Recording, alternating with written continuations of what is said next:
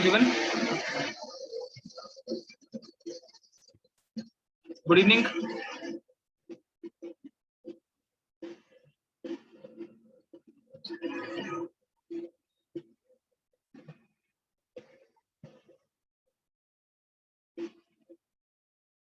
हाँ यस पार्थ, अभी तबीयत ठीक है। I'm fine now, अभी ठीक है सब।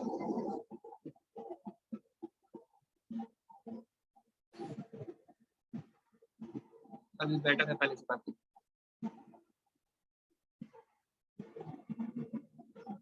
सो सबको आवाज आ रही है clear? Voice audio video clear है? थोड़ा लेट हो गए ना क्लास स्टार्ट करने में आज।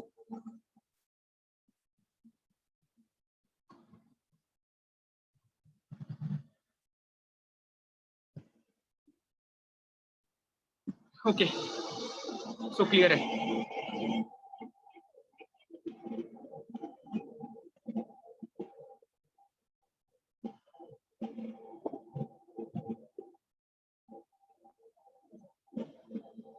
चलो सो क्लियर है, सबको आवाज क्लियर है मेरी। नेक्स्ट आपसे नेक्स्ट जो टॉपिक हमने basically last we were discussing about हम डिस्कस कर रहे थे किसके बारे में? आपसे मैंने डिस्कस कर लिया था, मैंने आपसे डिस्कस करा था कुछ इंपॉर्टेंट टाइप्स ऑफ सॉइल आपसे डिस्कस किए थे। लास्ट में श्रिंकेज रेशियो के ऊपर आपको एक क्वेश्चन कराया था। इन दी एंड एक क्वेश्चन डिस्कस किया था आपने श्रिंकेज रेशियो के ऊपर। चलो यहाँ तक की चीजें क्लियर है। नाउ नेक्स्ट जो आपके पास में पॉइंट आता है, नेक्स्ट पॉइंट आपको डिस्कस करना है क्या कुछ और आपके पास अलग अलग डिफरेंट बेसिस है। आपने अभी तक सॉइल को क्लासिफाई करने के कई सारे तरीके देख लिए हैं। सॉइल को अपने पार्टिकल्स के साइज के बेसिस पे क्लासिफाई कर दिया, आपने सॉइल को उनके कुछ प्रॉपर्टीज के बेसिस पे क्लासिफाई कर दिया। लाइक कोई सॉइल के पीछे कौन सा ट्रांसपोर्टिंग एजेंट है, रेजिडुअल है, किस सॉइल में ऑर्गेनिक कंटेंट ज्यादा है, इनऑर्गेनिक ज्यादा है, कैसी प्रॉपर्टीज है, उसके बेसिस पे आपने उनको क्लासिफाई कर दिया। ठीक है, नाउ नेक्स्ट आता है जो आपके पास में कुछ और एक दो बेसिस आपके पास में ऐसे हैं जिनके बेसिस पे आप सॉइल को क्लासिफाई कर सकते हो। तो हम कुछ different types of the methods of classification of the soils को डिस्कस करने जा रहे हैं। Some of the different types of methods of classification of the soils जिसको हम डिस्कस करेंगे। इंपॉर्टेंट मेथड्स हैं, क्वेश्चन इनके बेसिस पे पूछे जाते हैं। इन मेथड्स के बेसिस पे क्वेश्चन आपसे पूछे जाते हैं, मेथड्स ऑफ क्लासिफिकेशन के बेसिस पे। ठीक है, चलिए सो नेक्स्ट स्टार्ट करेंगे कुछ क्लासिफिकेशन के मेथड्स, कौन कौन से तरीके हो सकते हैं सॉइल को और फर्दर कैटेगरीज में क्लासिफाई करने के, इसके बारे में आपको डिस्कस करना है। ठीक है, सो नेक्स्ट हेडिंग आप डालो जरा, write down the next heading, that is जो आपको डालना है यहाँ पे लिखिएगा highway research board. Next heading डालिए आप लोग, highway research board, highway research board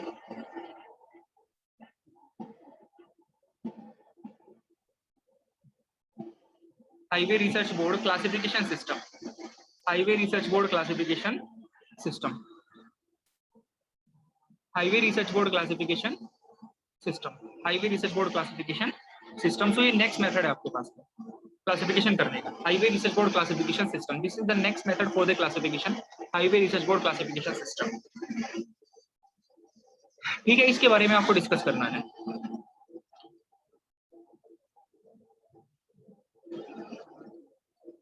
highway research board classification system देखो अब जरा, अब ये जो मेथड है, ये जो मेथड है आपका highway research board classification system, that method is actually based on a parameter, जिस पैरामीटर को आप कहते हो ग्रुप इंडेक्स। एक पैरामीटर होता है आपके पास में ग्रुप इंडेक्स, उस पैरामीटर के बेसिस पे पूरा का पूरा मेथड आपका बेस्ड होता है क्लासिफिकेशन का। This method is based on the parameter which is called as a group index. आपको ग्रुप इंडेक्स की फॉर्मूला पता होना चाहिए, उसका सिग्निफिकेंस क्या होता है, कैसे उसकी वैल्यूज की कैलकुलेशंस करनी है, सारे के सारे पॉइंट आपको डिस्कस करने हैं। ठीक है, सो नेक्स्ट मेथड आपके पास में क्या है, highway research board classification system. सबसे पहले तो मुझे आप ये बताओ, ये जो मेथड है क्लासिफिकेशन करने का, ये जनरली कौन से डिपार्टमेंट अडॉप्ट करता होगा इसको? इस मेथड को जनरली कौन सा डिपार्टमेंट अडॉप्ट करता है? ये जो मेथड है, इस मेथड को जनरली कौन सा डिपार्टमेंट अडॉप्ट करता है? बोलो। बहुत सारे डिपार्टमेंट होते हैं, बहुत सारी ब्रांचेस होती हैं, कौन सी ब्रांच है, कौन सा डिपार्टमेंट है जनरली जो नाम में लिखा हुआ है हाईवे डिपार्टमेंट, यानी कि हाईवे कंस्ट्रक्शन में यूज किया जाता है। This method is generally use in the construction of the highway, highways की कंस्ट्रक्शन में आप इसको यूज कर सकते हो। यस, हाईवे नाम में लिखा हुआ है, highway research board classification system, मतलब हाईवेज वगैरह में आप इसको यूज कर सकते हो। So this method is used in the highway construction, this method is used in the highway construction. Actually मैं आपको बताऊं ग्रुप इंडेक्स क्या है। ग्रुप इंडेक्स मेथड एक मेथड होता है डिजाइनिंग करने का।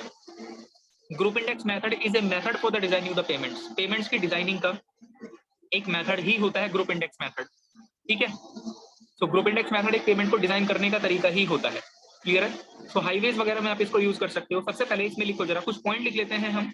सबसे पहले कुछ पॉइंट लिख लेते हैं, उसके बाद इनके बारे में डिस्कस करेंगे। सबसे पहले कुछ पॉइंट लिखो, उसके बाद इनके बारे में डिस्कस करेंगे। लिखो जरा पॉइंट्स, लिखो। This method is used in the highway construction. This method is used in highway construction. This method is used in highway construction. This method is used in the highway construction. This method is used in highway construction. ठीक है, this method is used in highway construction. तो ये एक point आपको बताया, method कहाँ पे use होता है, हाईवे की कंस्ट्रक्शन में मेथड यूज किया जाता है। नो, ये जो मेथड है आपका बेस्ड है, मैंने जैसे कि अभी आपको बताया किस पे बेस्ड है। This method is based on a parameter which is called as a group index. तो सबसे पहले मैं आपको ग्रुप इंडेक्स का फॉर्मूला लिख के बता रहा हूँ, उसके बाद उसके बारे में समझेंगे। ग्रुप इंडेक्स की वैल्यू क्या सिग्निफाई करती है, वो सारे पैरामीटर आपको यहाँ पे समझने हैं। देखिएगा जरा। सो नेक्स्ट आपके पास में आएगा, नेक्स्ट है आपके पास में ग्रुप इंडेक्स। ग्रुप इंडेक्स को हम रिप्रेजेंट कर रहे हैं ग्रुप।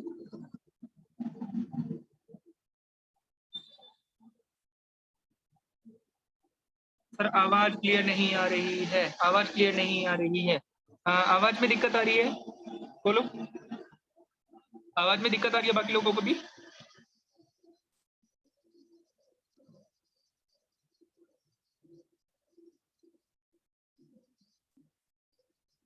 क्लियर है?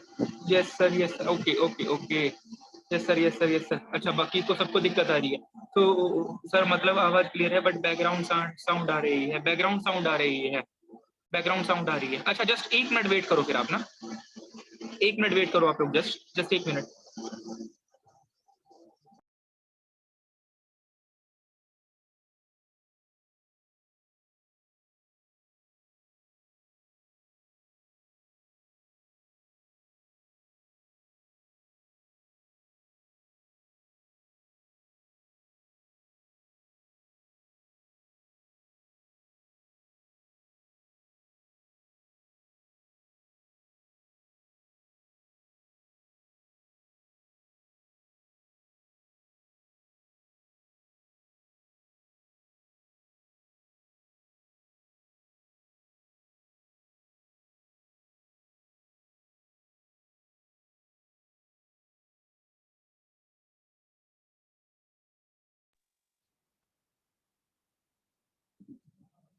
अब बताओ,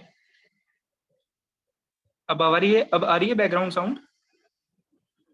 अब कोई बैकग्राउंड साउंड आ रही है?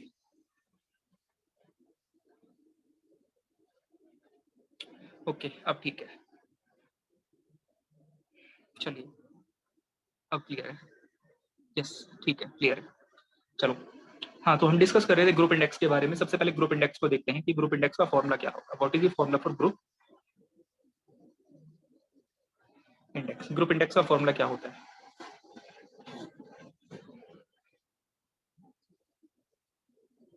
GI, इसको रिप्रेजेंट करोगे आप कैसे?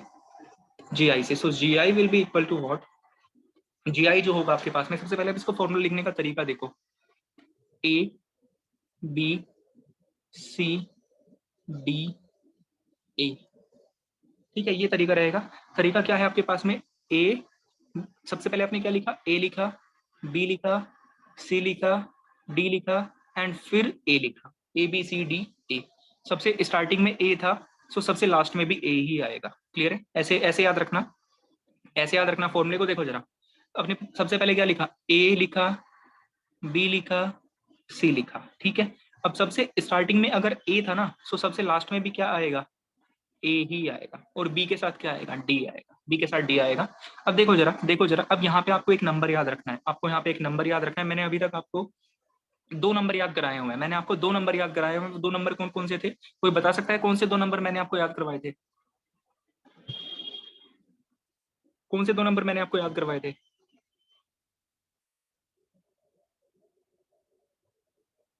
123 एंड 213। यस, 2 नंबर आपको याद कराए थे, 123 एंड 213। सिमिलरली यहाँ पे आपको एक नंबर और याद रखना है, एंड वो नंबर आपका क्या होगा? That number will be 215।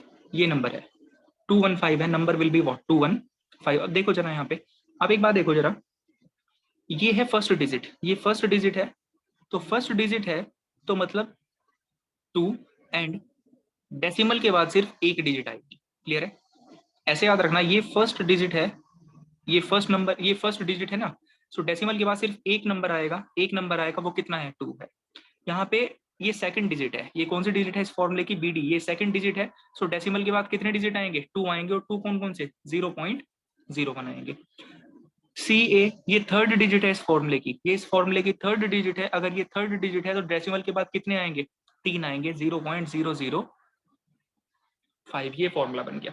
So 0.2a plus 0.01b into D plus 0.005 into C into A, this is the formula for the calculation of the group index. ये फॉर्मूला है आपके पास में ग्रुप इंडेक्स की कैलकुलेशन के लिए, this is the formula for the calculation of the group index. ठीक है, सेकंड था, एंड ये क्या था, थर्ड था। सब लोग पहले मुझे ये बताओ, सब मुझे पहले ये बताओ कि आपको ग्रुप इंडेक्स का जो फॉर्मूला है वो लिखने का तरीका समझ में आया नहीं आया, ग्रुप इंडेक्स का तरीका लिखने का समझ में आया या नहीं आया, तरीका क्लियर हो गया। सो सिंपल क्या है, A B C D A B C D A, starting में A था, लास्ट में भी A ही रहेगा, स्टार्टिंग में A था, लास्ट में भी A रहेगा। ठीक है, C के साथ A रहेगा, B के साथ D रहेगा। 215 नंबर आपको एक याद करवाया, 215 नंबर एक आपको याद करवाया। ए इस फॉर्मूले का फर्स्ट अल्फाबेट है, फर्स्ट डिजिट है, तो ए के साथ में कितने आएंगे, डेसिमल के बाद सिर्फ एक डिजिट आएगा, 2 आ गया। BD सेकंड है तो डेसिमल के बाद 2 आएंगे, 0 एंड 1 आ गया। CA थर्ड है तो डेसिमल के बाद 3 आएंगे, 005 आ गया, 005 आ गया। सबको ये फॉर्मूला क्लियर हुआ, कैसे फॉर्मूला लिखना है, ग्रुप इंडेक्स का फॉर्मूला कैसे लिखना है, फॉर्मूला ये सबको क्लियर है, ये सबको क्लियर है। How to write the formula for group index, okay. चलो, सो ग्रुप इंडेक्स का फॉर्मूला आपको समझ में आया। अब यहाँ पे जो पैरामीटर है ना आपके पास में A B C D, ये जो पैरामीटर है इनका मतलब समझना है आपको। सबसे पहली बात तो ये जो वैल्यू होती है ग्रुप इंडेक्स की, आप ये समझो कि ग्रुप इंडेक्स की जो वैल्यू होती है वो डिपेंड करती है किस पे, ABCD पे। ग्रुप इंडेक्स की वैल्यू डिपेंड कर रही है किस पे, पैरामीटर ABCD पे। ABCD क्या है वो मैं भी आपको बताऊंगा। Group index depends on the parameter A B C and D। Now ये जो ABCD होता है ना, ये जो ABCD होता है, इनकी वैल्यू डिपेंड करती है किस पे, इनकी वैल्यू डिपेंड करती है किस पे, सॉइल की लिक्विड लिमिट पे, सॉइल की प्लास्टिसिटी इंडेक्स पे, एंड उस सॉइल मास के अंदर कितना परसेंट पार्टिकल्स, कितना परसेंटेज ऑफ पार्टिकल 75 माइक्रोन से छोटा है। तो इन 3 पैरामीटर्स पे डिपेंड, देखो सबसे पहले मैंने क्या बताया कि ग्रुप इंडेक्स की वैल्यू डिपेंड करती है किस पे, group index value depends on what, A, B, C and D पे। लेकिन इन ABCD की जो वैल्यूज होती है वो डिपेंड करती है किस पे, लिक्विड लिमिट पे, IP पे डिपेंड करती है, एंड 75 माइक्रोन से छोटे आपके सॉइल मास के अंदर कितने पार्टिकल्स हैं इस पे डिपेंड करती है इनकी वैल्यू जो है। ठीक है, तो आप ये कह सकते हो कि जो ग्रुप इंडेक्स है, ग्रुप इंडेक्स की वैल्यू डिपेंड करेगी किस पे, लिक्विड लिमिट पे, IP पे, एंड 75 माइक्रोन से छोटे कितने पार्टिकल्स हैं आपके सॉइल मास के अंदर, उन पे डिपेंड करती है। क्लियर, यहाँ तक की कहानी आपको समझ में आई, यहाँ तक का पॉइंट जो है वो बिल्कुल क्लियर है। अब जैसे जैसे मैं आपको सबसे पहले यहाँ पे क्या बता रहा हूँ, ये जो मैंने बताया कि ABCD की वैल्यू डिपेंड करती है WL पे, IP पे, and the percentage of the particles passing through the 75 micron, the percentage of the particles passing through the 75 micron सीव, 75 micron सीव से छोटे कितने पार्टिकल्स हैं, या फिर उस सीव से जो पार्टिकल्स पास कर रहे हैं, यानी कि मैं कौन से पार्टिकल की बात कर रहा हूँ, मैं कौन से पार्टिकल्स के बारे में डिस्कस कर रहा हूँ, 75 माइक्रोन से जो छोटे पार्टिकल है, मतलब मैं कौन से पार्टिकल की बात कर रहा हूँ, कौन से पार्टिकल की बात कर रहा हूँ मैं, फाइन पार्टिकल्स की। यस, मैंने कौन से पार्टिकल की बात करी, फाइन पार्टिकल्स की बात कर ली है। फाइन पार्टिकल में आप जानते हो सैंड भी आता है, वो सॉरी सिल्ट आता है आपका, एंड क्ले आता है। तो यहाँ पे जो A होता है एंड B होता है, C होगा एंड D होगा। A and B will depend on fine grain soil fraction. A and B will depend on fine grained soil fraction. A and B will depend on the fine grained soil fraction. C will depend on the liquid limit. C will depend on the liquid limit, and D will depend on what? IP पे. D depend करेगा किस पे? IP पे depend करेगा. D will depend on the value of the IP. D will depend on the value of the IP. इन सब parameters पे इनकी value depend करती है। अब हम डिस्कस कर लेते हैं कि सर ये जो A है, B है, C है, D है, इनकी वैल्यू को कैसे कैलकुलेट करेंगे, इनकी वैल्यू को कैसे कैलकुलेट करेंगे। क्लियर, इनके बारे में डिस्कस करते हैं। अच्छा, सबसे पहले तो मुझे आप ये बताओ, जैसे चलो उसके बारे में भी आएंगे, पहले आप ABCD की वैल्यू कैसे निकालनी है उसके बारे में देख लो। सो ग्रुप इंडेक्स का फॉर्मूला क्या है, ये फॉर्मूला है ग्रुप इंडेक्स का। ABCD क्या है उसके बारे में मैं भी डिस्कस कर रहा हूँ। इनकी वैल्यू किस किस पे डिपेंड करती है वो मैंने आपको बता दिया। वन बाय वन हम क्या करेंगे, इनकी वैल्यू को लिखेंगे, वन बाय वन इनकी वैल्यू को लिख लेते हैं। लिखो जरा, इसमें सबसे पहले आप लिखो जरा A की वैल्यू को लिखो, ए की वैल्यू लिखो, ए के बारे में लिखो, ए के बारे में लिखो जरा, ए के बारे में लिखो। ए का मैं सबसे पहले आपको फॉर्मूला लिख के दे देता हूं। ए होगा, A will be equal to what, P minus 35। A value will be what, P minus 35। A की वैल्यू रहेगी आपके पास में कितनी, पी माइनस 35 रहेगी, that will B P minus 35। सो ए की वैल्यू रहेगी पी माइनस 35। नाउ ये जो ए की वैल्यू है पी माइनस 35, इसमें ये जो पी है, पी क्या है, ए तो आपको पता है, ए आपको कैलकुलेट करना है। पी क्या होगा यहाँ पे, पी क्या होगा,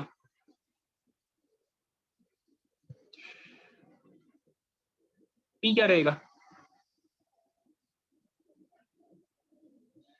पी होगा फाइन ग्रेन सॉइल का फ्रैक्शन। पी क्या है, फाइन ग्रेन सॉइल का फ्रैक्शन है, fraction of the fine grain soil जो कि आपके सॉइल मास में प्रेजेंट है। यस, परसेंटेज फाइनर है। पी क्या है, परसेंटेज फाइनर है, बिल्कुल। सो पी क्या है, परसेंटेज फाइनर। सो ए को आप क्या लिख सकते हो, परसेंटेज फाइनर माइनस 35 लिख सकते हो। A is equal to what, P minus 35 होता है, A is equal to P minus 35 होता है। पी क्या है वो आपको बता दिया है, पी क्या है वो आपको बता दिया। इसमें लिखो जरा, एक पॉइंट लिखो जरा, एक पॉइंट लिखो इसमें जस्ट आप। ए क्या है, part of percentage, part of percentage. A है पार्ट ऑफ परसेंटेज, लिखो। ए है part of percentage passing through, A है part of percentage passing through, part of percentage passing through 75 micron सीव,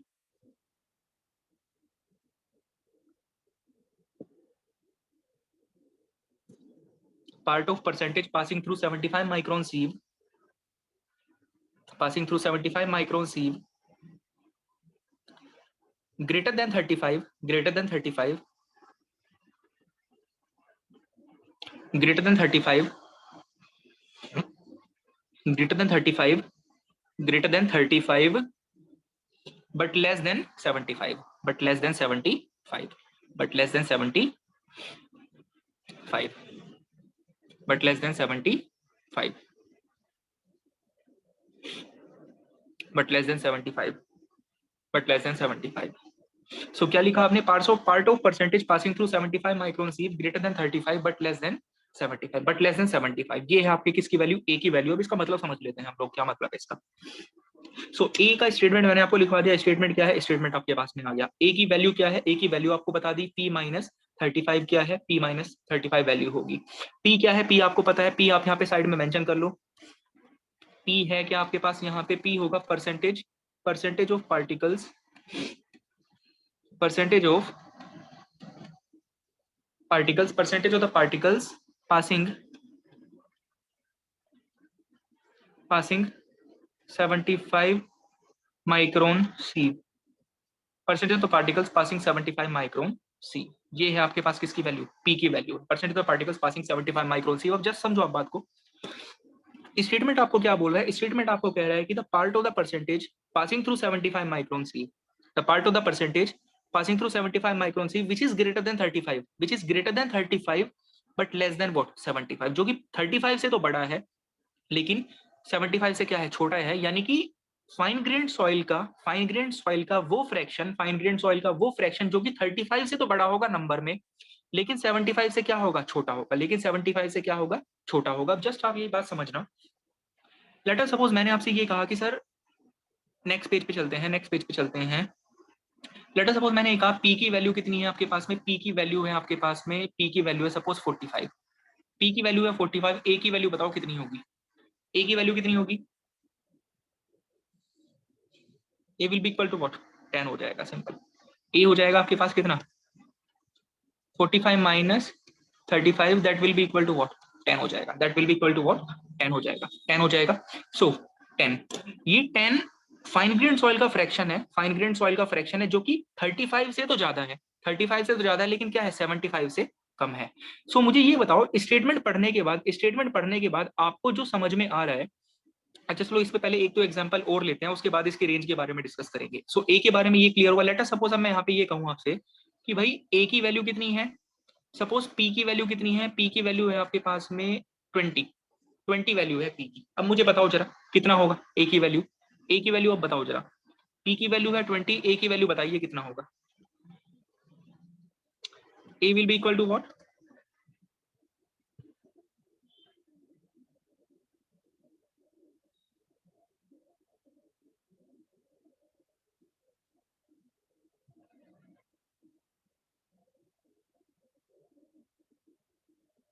yes बिल्कुल, A will be equal to what, 0, ये 0 के बराबर होगा।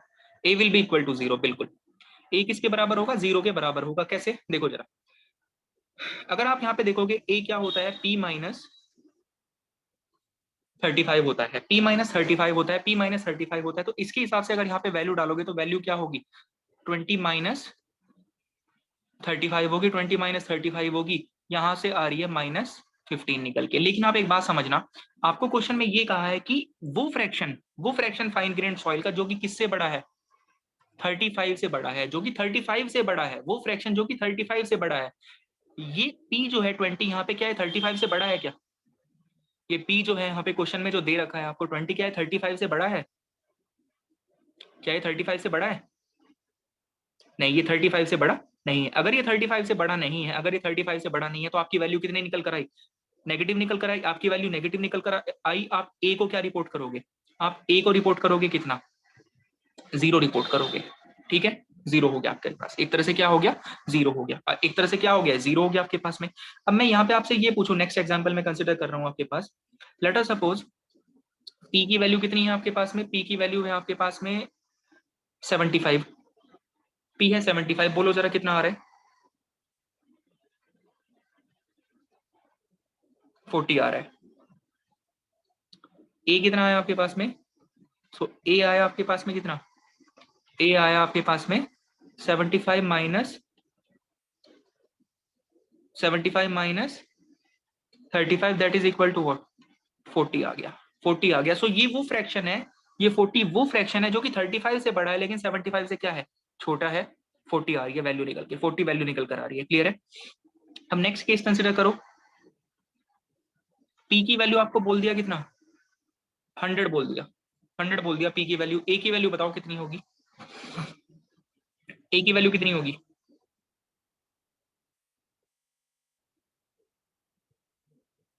Yes 40 होगी।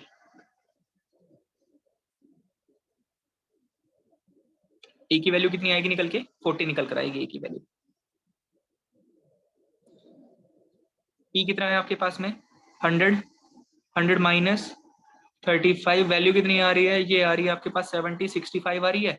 लेकिन 65 को वैल्यू निकल कर आ रही है, 65 वैल्यू आपके पास में निकल कर आ रही है, which is greater than 35, which is greater than 35 but less than what, but less than what 75, but less than what 75, but less than what 75। तो मुझे ये बताओ 35 से 75 के बीच में, 35 से 75 के बीच में लगभग कितना आपके पास में मैक्सिमम रेंज निकल कर आ रहा है जिसके बीच में इसकी वैल्यू लाई कर सकती है। मिनिमम 35 पे जाएगी, मैक्सिमम कहां पे जाएगी, 75 पे जाएगी। तो कितनी रेंज निकल कर आ रही है, रेंज कितनी निकल कर आ रही है ए की वैल्यू के लिए, कितनी रेंज निकल कर आई, 0 से 40 रेंज निकल कर आ रही है। भाई आप स्टेटमेंट पढ़ो, स्टेटमेंट आपको क्या बोल रहा है, part of the percentage finance through 75 micron which is greater than 35 but less than 75, but less than 75 यानी कि 35 से तो बड़ा होना चाहिए लेकिन 75 से छोटा होना चाहिए। तो ए की वैल्यू की जो रेंज निकल कर आ रही है वो 35 से 75 के बीच में, मतलब 0 से 40 के बीच में तो वैल्यू निकल कर आ रही है, 0 से 40 के बीच में वैल्यू लाई करेगी, value will be lying in the range of 0 to 40। अगर 0 टू 40 के बीच में लाई करेगी तो क्या ये वैल्यू 0 टू 40 के बीच में है, क्या नहीं, 0 टू 40 के बीच में नहीं है, 0 टू 40 के बीच में नहीं है। अगर ये 0 टू 40 के बीच में नहीं है, अगर ये 0 टू 40 के बीच में नहीं है, सो क्या ये एक तरह से सही वैल्यू है ए की, क्या ये ए की सही वैल्यू है, नहीं है। ए की वैल्यू क्या होगी, 40 होगी, क्लियर है, ए की वैल्यू होगी 40। तो यहां से आपको ये समझ में आया कि जो ए है, ए की जो रेंज होगी, ए की वैल्यू की जो रेंज होगी, that range will be what, range इसके लिए लिख लो यहाँ पे साइड में मेंशन कर लो, इसकी रेंज होगी कितनी, 0 से लेके 40। तरीका आपको बता दिया किस तरह से कैलकुलेशन करना है। सो पी जो भी आपको 75 माइक्रोन से छोटे वाला फ्रैक्शन दे रखा है, मतलब वो पार्टिकल तो percentage of the particles passing 75 micron sieve, उनकी परसेंटेज उठाओ माइनस 35, वैल्यू किसके बीच में आएगी, 0 टू 40 के बीच में आएगी। तो मुझे ये बताओ ए की स्मॉलेस्ट वैल्यू कितनी पॉसिबल है, ए की स्मॉलेस्ट वैल्यू कितनी पॉसिबल है,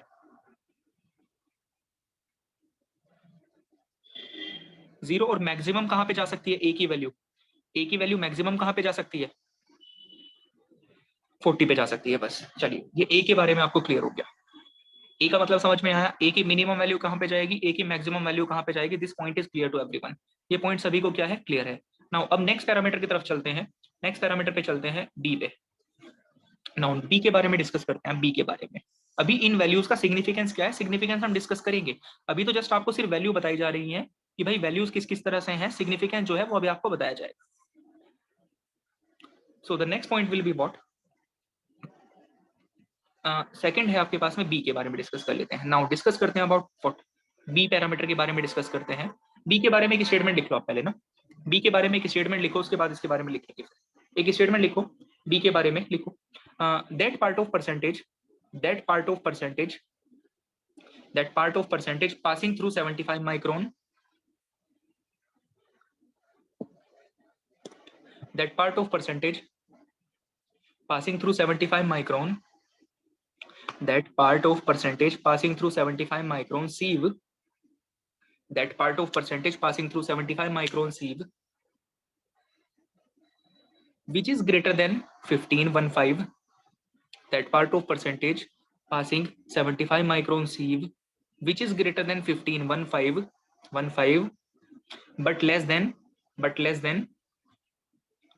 repeat कर रहा हूं मैं, that part of percentage, that part of percentage, that part of percentage passing 75 micron sieve, passing 75 micron sieve, passing 75 micron sieve greater than 1515, greater than 1515 but less than but less than but less than but less than 55, but less than 55, but less than 55. So that part of percentage passing 75 micron sieve greater than 1515 but less than what, 55, but greater than 15 but less than 55। अब जैसे आपने इसका statement पढ़ा, इसका statement पढ़ के ए के साथ इसका कंपैरिजन करो, ए के साथ इसका कंपैरिजन करो और मुझे खुद से कुछ इसका फॉर्मूला बताओ क्या होगा। जैसे आपने ए के लिए फॉर्मूला लिखा था ना P-35, इसका फॉर्मूला बताओ क्या होगा,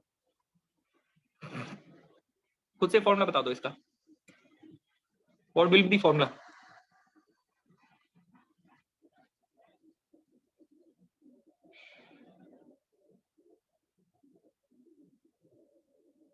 सिंपल है, P minus, yes, P minus 15, P minus 15 value, yes, P minus 15 will be the formula. P minus 15 आपके पास फॉर्मूला हो जाएगा। अब रेंज तो बताओ, रेंज कितना होगा, रेंज कितनी पॉसिबल है,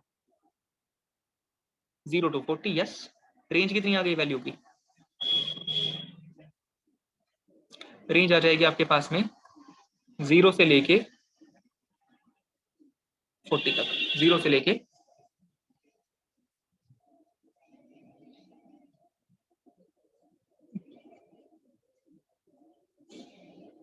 40 तक, ये रेंज आ जाएगी। 0 से 40 तक लेकर आपकी रेंज आ गई। सो मेरे ख्याल से वैल्यू इसकी बी की मिनिमम पॉसिबल वैल्यू कितनी पॉसिबल है, बी की मिनिमम पॉसिबल वैल्यू कितनी है, 0 है। मैक्सिमम पॉसिबल कितना है, 0, मैक्सिमम कितनी है, 40 है। कैलकुलेशन कैसे करोगे समझ में आया, कैलकुलेशन कैसे करोगे वो क्लियर है, कैलकुलेशन कैसे करेंगे बी के लिए वो क्लियर है। जैसे ए की कैलकुलेशन करोगे वैसे सेम बी की कैलकुलेशन होगी, जैसे सेम मैनर में ए की कैलकुलेशन करेंगे in the same manner calculation होगी बी की भी।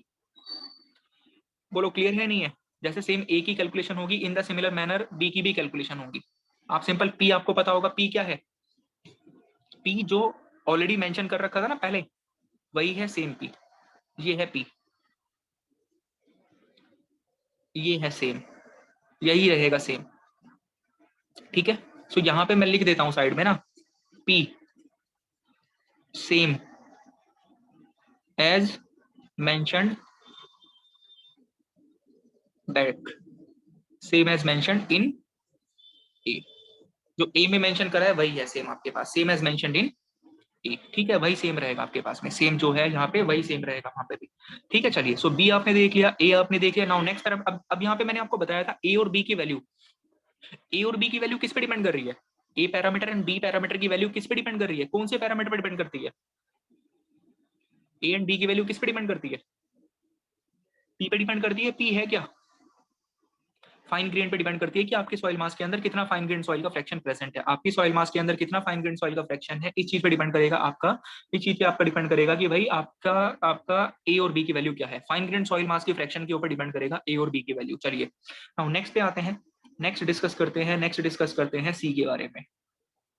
सी के बारे में डिस्कस करते हैं। अब जस्ट मैं एक स्टेटमेंट बता देता हूं आपको, पहले स्टेटमेंट पढ़ लो, उसके बाद खुद से खुद फॉर्मूला इसको मुझे बता दो। लिखो जरा स्टेटमेंट लिखो सी के बारे में, पहले लिखो सी के बारे में स्टेटमेंट लिखो। Part of liquid limit, part of liquid limit, part of liquid limit, part of liquid limit, part of liquid limit greater than 40, part of liquid limit greater than 40, part of liquid limit greater than 40, greater than 40, part of liquid limit greater than 40, greater than 40 but less than 40, 40 but less than 60. So क्या लिखा आपने? part of liquid limit greater than 40, part of liquid limit greater than 40 but less than 60, but less than 60, but less than 60, ये condition है। अब जैसे हमने सी के बारे में स्टेटमेंट लिख लिया कि part of liquid limit greater than 40 but less than 60, इसका फॉर्मूला बता दो मुझे क्या होगा। सबसे पहले तो ये बताओ, मैंने आपको स्टार्टिंग में बताया था सी की वैल्यू किस पे डिपेंड करेगी? सी की जो वैल्यू होगी वो किस पैरामीटर पे डिपेंड करेगी? सी की वैल्यू कौन से पैरामीटर पे डिपेंड करेगी आपके? WL लिक्विड लिमिट पे डिपेंड करेगी। That will depend on the liquid limit of the soil मास। वो डिपेंड करेगा लिक्विड लिमिट पे। अगर आपको लिक्विड लिमिट मतलब स्टेटमेंट क्या है, अगर आपको स्टेटमेंट बता दिया that part of the liquid limit which is greater than 40 but smaller than 60, तो फॉर्मूला बता दो खुद से। लिक्विड लिमिट का वो पार्ट जो कि 40 से तो बड़ा है लेकिन 60 से छोटा है, that part of the liquid limit का वो पार्ट जो कि 40 से बड़ा है लेकिन 60 से छोटा है, तो फॉर्मूला क्या निकल कर आएगा? फॉर्मूला क्या निकल कर आएगा? WL minus 40. Yes, formula will be what? That formula will be WL minus. That formula will be WL minus 40. अब ये भी तो बताओ, रेंज बता दो, रेंज कितनी हो रही है? रेंज हो रही है 0 से लेके 20 तक, 0 से लेके 20 तक रेंज हो रही है। ठीक है, रेंज हो रही है क्या? 0 से 20 तक रेंज हो रही है, 0 से 20 तक रेंज हो रही है। क्लियर है? सो रेंज होगी 0 से 20 तक, 0 से 20 तक आपके पास यहाँ पे क्या रहेगी? रेंज रहेगी। क्लियर है? सो लिक्विड लिमिट का वो पार्ट जो कि 40 से बड़ा है लेकिन 60 से छोटा है, तो लिक्विड लिमिट की मैक्सिमम वैल्यू कहां तक जा सकती है? ये जो सी की वैल्यू है, सी की वैल्यू मैक्सिमम कहां तक जा सकती है? सी की मैक्सिमम वैल्यू कहां तक जा सकती है? 20 तक। और मिनिमम कहां पे जाएगी? 0 पे जाएगी। मिनिमम जाएगी किस पे? 0 पे जाएगी। Minimum value of the C will be what? 0 होगी। क्लियर है? सो लिक्विड लिमिट का वो पार्ट जो कि 40 से बड़ा है लेकिन 60 से क्या है? छोटा है। किसी को कोई इसमें दिक्कत है? अगर किसी को कोई इसमें डाउट है, कोई प्रॉब्लम दिख रही है किसी तरह की भाई सी की कैलकुलेशन करने में, तो मुझे पूछ लो। जैसे आपने सेम ए की कैलकुलेशन करी, जैसे बी की कैलकुलेशन करी, इन द सिमिलर वे आपको सी की भी कैलकुलेशन करनी है। कोई डाउट इसमें किसी तरह का? कोई किसी तरह का डाउट बोलो। क्लियर है? ये क्लियर है चीज? चलिए नेक्स्ट आगे चलते हैं हम डी पे। नेक्स्ट होगा आपके पास में क्या? डी के बारे में बात कर लेते हैं। डी के बारे में बात करते हैं। सो डी होगा आपके पास में क्या? डी होगा आपके पास में क्या? लिखो जरा एक स्टेटमेंट लिखो डी के बारे में। अच्छा पहले तो ये बताओ डी की वैल्यू डिपेंड किस पे करेगी? डी की वैल्यू डिपेंड किस पैरामीटर पे करेगी? आईपी पे डिपेंड करेगी। आईपी पे डिपेंड करेगी। D will depend on the IP plasticity index पे डिपेंड करेगी। लिखो जरा इसके बारे में। पार्ट ऑफ प्लास्टिसिटी इंडेक्स लिखो, part of plasticity index. D में लिखो part of plasticity index, part of plasticity index, part of plasticity index greater than 10, greater than 10, greater than 10, greater than 10 but not exceeding, greater than 10 but not exceeding, greater than 10 but not exceeding 30, but not exceeding 30. चलो आया समझ में? अब formula बता दीजिए क्या होगा। So that part of the IP, IP का वो पार्ट जो कि 10 से बड़ा है लेकिन 30 से छोटा है, IP minus 10, IP minus 10। Yes so IP that part of the D क्या है, that part of the plasticity index, plasticity index का वो पार्ट जो कि बड़ा है किससे 10 से, लेकिन छोटा किससे है 30 से, लेकिन छोटा किससे है 30 से। सो फॉर्मूला क्या आएगा आपके पास में निकल के, formula will be what, IP minus 10, IP minus 10 will be the formula. IP minus 10 क्या हो जाएगा आपके पास में, फॉर्मूला हो जाएगा IP minus 10 is the formula. IP minus 10 formula है। रेंज बताओ कितना होगा, रेंज की वैल्यू बताओ, रेंज कितनी होगी, रेंज रेंज क्या होगी, रेंज 0 से 20 तक। चलिए सो मैक्सिमम वैल्यू कहां पे जा सकती है डी की, डी की मैक्सिमम वैल्यू कहां पे जा सकती है 20 पर, मिनिमम कहां पर जाएगी, minimum minimum value of D 0, minimum value of D 0। अब मुझे ये बताओ जरा जस्ट लास्ट, इसके बाद इसके सिग्निफिकेंस की बात करते हैं कि भाई आपको एक ग्रुप इंडेक्स क्या बताता है, इसकी वैल्यू क्या आपको सिग्निफाई करती है, उसके बारे में बात करते हैं। सबसे पहले एक बार ये बता दो, किसी को कोई किसी तरह का डाउट कि हमने किस तरह से वैल्यूज लिखे हैं, फॉर्मुले किस तरह से आप लेकर आए, किस तरह से आपने रेंज लिखी, इस चीज में किसी को कोई डाउट है, आपने स्टेटमेंट पढ़ के फॉर्मुला कैसे लिखा, रेंज आपने कैसे लिखी, इस चीज में किसी को कोई डाउट? चलो क्लियर है, ठीक है क्लियर है। नाउ अब आगे डिस्कस करते हैं। देखो नेक्स्ट आपके पास में क्या है, next point of reference is that, अब देखो जैसे आपने फॉर्मुला देखा था जीआई के लिए, जीआई का आपने फॉर्मुला देखा, ग्रुप इंडेक्स का आपने फॉर्मुला देखा, ग्रुप इंडेक्स की जो वैल्यू है वो डिपेंड कर रही है किस पे, एबीसीडी पे। ग्रुप इंडेक्स की वैल्यूज डिपेंड कर रही है एबीसीडी पे। एबीसीडी की वैल्यू किस किस फैक्टर पे डिपेंड करती है वो मैंने आपको बता दिया, एबीसीडी की वैल्यू किस किस फैक्टर पे डिपेंड करती है वो मैंने आपको बता दिया है, ठीक है। अब आप मुझे ये बताओ, ग्रुप इंडेक्स की वैल्यू एबीसीडी पे डिपेंड करती है, अब एबीसीडी के साथ रिलेशन ग्रुप इंडेक्स का वो डायरेक्ट रिलेशन है या फिर इनवर्स रिलेशन है, वो डायरेक्ट रिलेशन है या फिर इनवर्स रिलेशन है, डायरेक्टली डिपेंड कर रही है इनवर्सली, फॉर्मुला देके बताओ। डायरेक्टली, यस डायरेक्टली डिपेंड कर रही है। कैसे डिपेंड कर रही है, डायरेक्टली डिपेंड कर रही है कि जैसे जैसे आपका एबीसीडी बढ़ेंगे ग्रुप इंडेक्स की वैल्यू क्या करेगी, बढ़ेगी, एबीसीडी कम होगा आपका ग्रुप इंडेक्स क्या होगा, कम होगा। सो आप यहाँ पे लिख सकते हैं, सो ग्रुप इंडेक्स क्या करेगा, बढ़ेगा कब, जब आपका A comma B comma C comma D, जब ये बढ़ेंगे। क्लियर है, यहाँ से हमें समझ में आता है। अब मैं आपसे ये कहूँ कि जब एबीसीडी बढ़ रहे हैं तो ग्रुप इंडेक्स बढ़ रहा है, और जिस समय पे एबीसीडी मैक्सिमम हो जाएगा, जिस समय पे एबीसीडी अपनी मैक्सिमम वैल्यू पर होंगे, जिस समय पे एबीसीडी अपनी मैक्सिमम वैल्यू पर होंगे, क्या उस समय पे ग्रुप इंडेक्स की भी वैल्यू मैक्सिमम होगी, क्या उस समय ग्रुप इंडेक्स की वैल्यू मैक्सिमम निकल कर आएगी, बिल्कुल निकल कर आएगी। तो अब आप एक काम करो, एबीसीडी की मैक्सिमम वैल्यू पुट करो ग्रुप इंडेक्स के फॉर्मूले में, एबीसीडी की मैक्सिमम वैल्यू पुट करो ग्रुप इंडेक्स के फॉर्मूले में, और मुझे ग्रुप इंडेक्स की मैक्सिमम वैल्यू निकाल कर बताओ, और मुझे ग्रुप इंडेक्स की मैक्सिमम वैल्यू निकाल कर बताइए क्या निकल कर आ रही है। एबीसीडी की मैक्सिमम वैल्यू रखो, ठीक है, ग्रुप इंडेक्स के फॉर्मूले में, और ग्रुप इंडेक्स की मैक्सिमम वैल्यू कैलकुलेट कर बताओ कितनी आ रही है।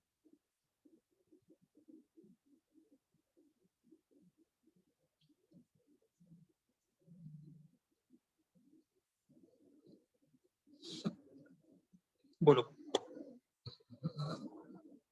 20 आ रही है, यस। हाँ मीनाक्षी आपने गलती कर दी है कोई, आपने गलती की है कोई, सही से करो ना कैलकुलेशन, 20 आएगी ना, देखो क्या वैल्यू आ रही है, 20 आ रही है, 20 आ रही है, कैलकुलेशन करके आ रहा है 20 सबका, वैल्यू रख के देखो, कैलकुलेट करके देखो, एबीसीडी की मैक्सिमम वैल्यू फॉर्मूले में डाल के देखो, वैल्यू कितनी आ रही है, 20 आएगी, जीआई की वैल्यू आ रही है 20, 20 आई,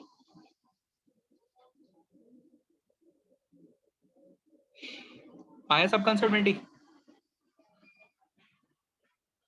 अब ये बहुत इंपॉर्टेंट एमसीक्यू क्वेश्चन तैयार हो गया आपके पास में, ये एक एमसीक्यू क्वेश्चन है, मल्टीपल चॉइस क्वेश्चन है ये, कि what is the maximum value of the group index, group index की वैल्यू मैक्सिमम कितनी हो सकती है, that maximum value of the group index can be what, can be 20 हो सकती है ग्रुप इंडेक्स की मैक्सिमम पॉसिबल वैल्यू जो है।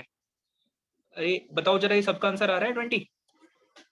अगर सबका आंसर आया तो अब ये बताओ कि जब एबीसीडी की वैल्यू मिनिमम होगी, जिस समय पे एबीसीडी की वैल्यू मिनिमम होगी उस समय पे ग्रुप इंडेक्स भी क्या होगा, मिनिमम होगा।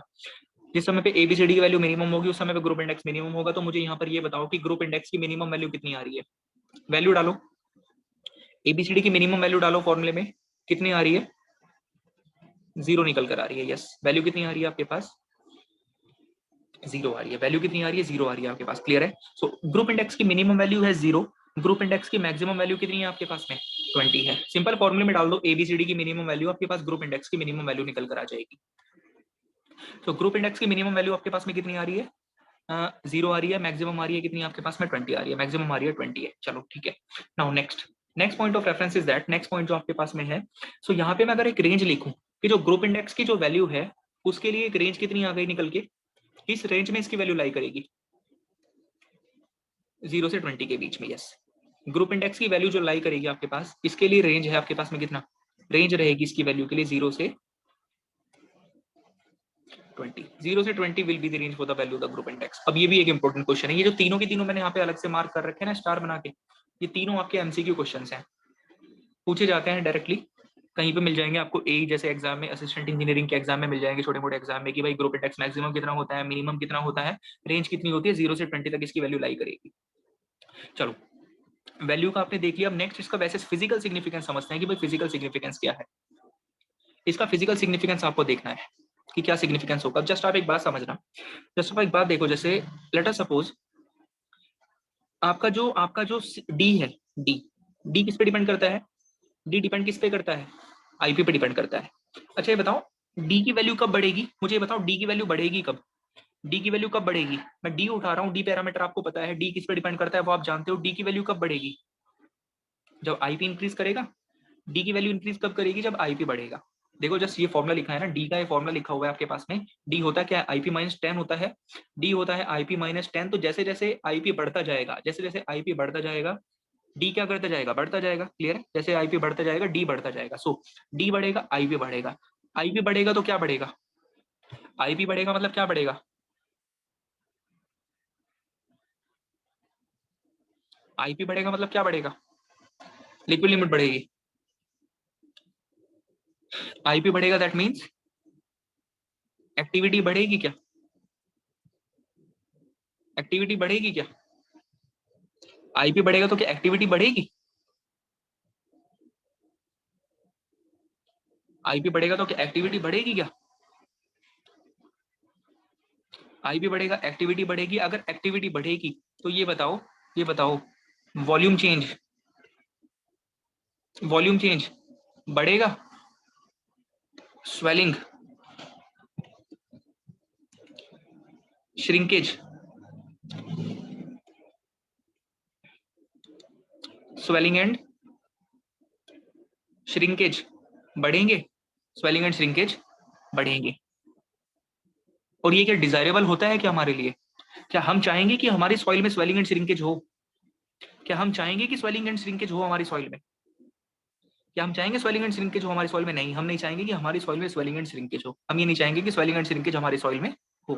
सो आपको ये समझ में आया, डी बढ़ेगा आईवी बढ़ेगा, डी बढ़ेगा आईवी बढ़ेगा। अच्छा इसमें एक काम और कर लेते हैं ना, आपको थोड़ा सा यहाँ पे एक चीज और ऐड करनी चाहिए कि जीआई कब बढ़ेगा? जीआई बढ़ेगा। इसको पूरे को अब ऐसे लिखेंगे एक साथ।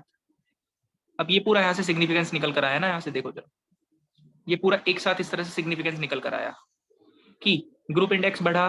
ग्रुप इंडेक्स कब बढ़ेगा? जब डी बढ़ेगा। जब डी बढ़ेगा, डी बढ़ेगा आईपी बढ़ेगा, आईपी बढ़ेगा एक्टिविटी बढ़ेगी, एक्टिविटी बढ़ेगी वॉल्यूम चेंज बढ़ेगा, स्वेलिंग एंड श्रिंकेज क्या होगा? बढ़ेगा, स्वेलिंग एंड श्रिंकेज बढ़ेगा। सो ये यहाँ से समझ में आता है। नेक्स्ट पैरामीटर उठाओ, नेक्स्ट पैरामीटर उठाओ सी। ग्रुप इंडेक्स कब बढ़ेगा? जब सी बढ़ेगा। ग्रुप इंडेक्स की वैल्यू कब बढ़ेगी? जब सी बढ़ेगी। ग्रुप इंडेक्स की वैल्यू कब बढ़ेगी? जब सी की वैल्यू बढ़ेगी। अब सी की वैल्यू कब बढ़ती है? सी की वैल्यू कब बढ़ेगी? जब लिक्विड लिमिट बढ़ेगी। सी की वैल्यू कब बढ़ेगी? सी का फॉर्मुला देखो ना वहां पे उठा के क्या लिखा हुआ है, सी का फॉर्मुला आपने देखा क्या लिखा है? सो सी की वैल्यू कब बढ़ेगी? जब लिक्विड लिमिट बढ़ेगी। लिक्विड लिमिट बढ़ेगी तो क्या बढ़ेगा? Higher is the liquid limit, higher is the liquid limit of soil, higher is the liquid limit of the soil mass. जितना ज्यादा लिक्विड लिमिट होगी सॉइल मास की, higher is the liquid limit of the soil mass, higher is the liquid limit of the soil mass, higher is the compressibility, higher is the compressibility. एक technical statement है, आपको लिखवाया हुआ है पहले शायद ना, ये स्टेटमेंट लिखवाया है ना आपको, हायर इज द कंप्रेसिबिलिटी की जितना ज्यादा सॉइल की लिक्विड लिमिट होती है उतना ज्यादा क्या होगी? उसकी कंप्रेसिबिलिटी होगी। Higher is the liquid limit of the soil mass, higher will be the compressibility, higher is the liquid limit of the soil mass, higher will be the compressibility. बोलो ये पॉइंट क्लियर है क्या? अब compressibility, compressibility बढ़ने का मतलब क्या है? कंप्रेसिबिलिटी बढ़ने का मतलब क्या है कि सॉइल में वॉल्यूम चेंज क्या बढ़ रहा है, कम हो रहा है? कंप्रेसिबिलिटी बढ़ने का मतलब वॉल्यूम चेंज ज्यादा है, कम? ठीक है, सो आया सिग्निफिकेंस समझ में इसका? बोलो क्लियर है नहीं है दोनों पॉइंट? तो यानी कि यहां से आपको आइडिया लगा होगा कि कैसे हो रहा है। अब मुझे ये बताओ, अब सिंपल आप ए और बी पैरामीटर को उठा लो। अब आप ए और बी पैरामीटर को उठाओ, ए और बी पैरामीटर को अब आप उठाओ। ए और बी पैरामीटर डिपेंड किस पे करते हैं? नेक्स्ट उठाया ग्रुप इंडेक्स, कब बढ़ेगा? जिस समय पे ए कोमा बी बढ़ेंगे। ए कोमा बी कब बढ़ेगा? जब आपका आईपी बढ़ेगा। एक सेकेंड, जब आपका पी बढ़ेगा, percentage of the particles passing through 75 micron सीव ना, यानी कि 75 माइक्रोन सीव से जो छोटे पार्टिकल है जब वो बढ़ेंगे तो क्या बढ़ेगा? आपका ए भी बढ़ेगा, ए भी बढ़ेगा, ग्रुप इंडेक्स बढ़ेगा। यानी कि आपके सॉइल मास के अंदर फाइन ग्रेन सॉइल का फ्रैक्शन बढ़ रहा है। आपके सॉइल मास के अंदर फाइन ग्रेन सॉइल का फ्रैक्शन बढ़ रहा है। अब मुझे आप ये बताओ कि ये जो प्लास्टिसिटी वाली जो प्रॉपर्टीज होती हैं, लिक्विड लिमिट, प्लास्टिक लिमिट, ये जनरली कौन से सॉइल में था? ये कौन से सॉइल में थी? फाइन ग्रेन सॉइल में थी। ये प्रॉपर्टीज मोस्टली कौन से सॉइल में थी? फाइन ग्रेन सॉइल में थी। फाइन ग्रेन सॉइल में प्लास्टिसिटी जैसी प्रॉपर्टीज होती हैं, प्लास्टिसिटी जैसी प्रॉपर्टीज होती हैं, मतलब वॉल्यूम चेंजेस उसमें होंगे। नेक्स्ट आपके पास में क्या है? जो वॉइड्स होता है, वॉइड्स का जो वॉल्यूम होता है, क्या वॉइड्स का वॉल्यूम बहुत ज्यादा होता है, कम होता है फाइन ग्रेन सॉइल में? वॉइड्स का वॉल्यूम बहुत ज्यादा होता है फाइन ग्रेन सॉइल में। आपको पता है फाइन ग्रेन सॉइल में वॉइड्स का वॉल्यूम ज्यादा होता है।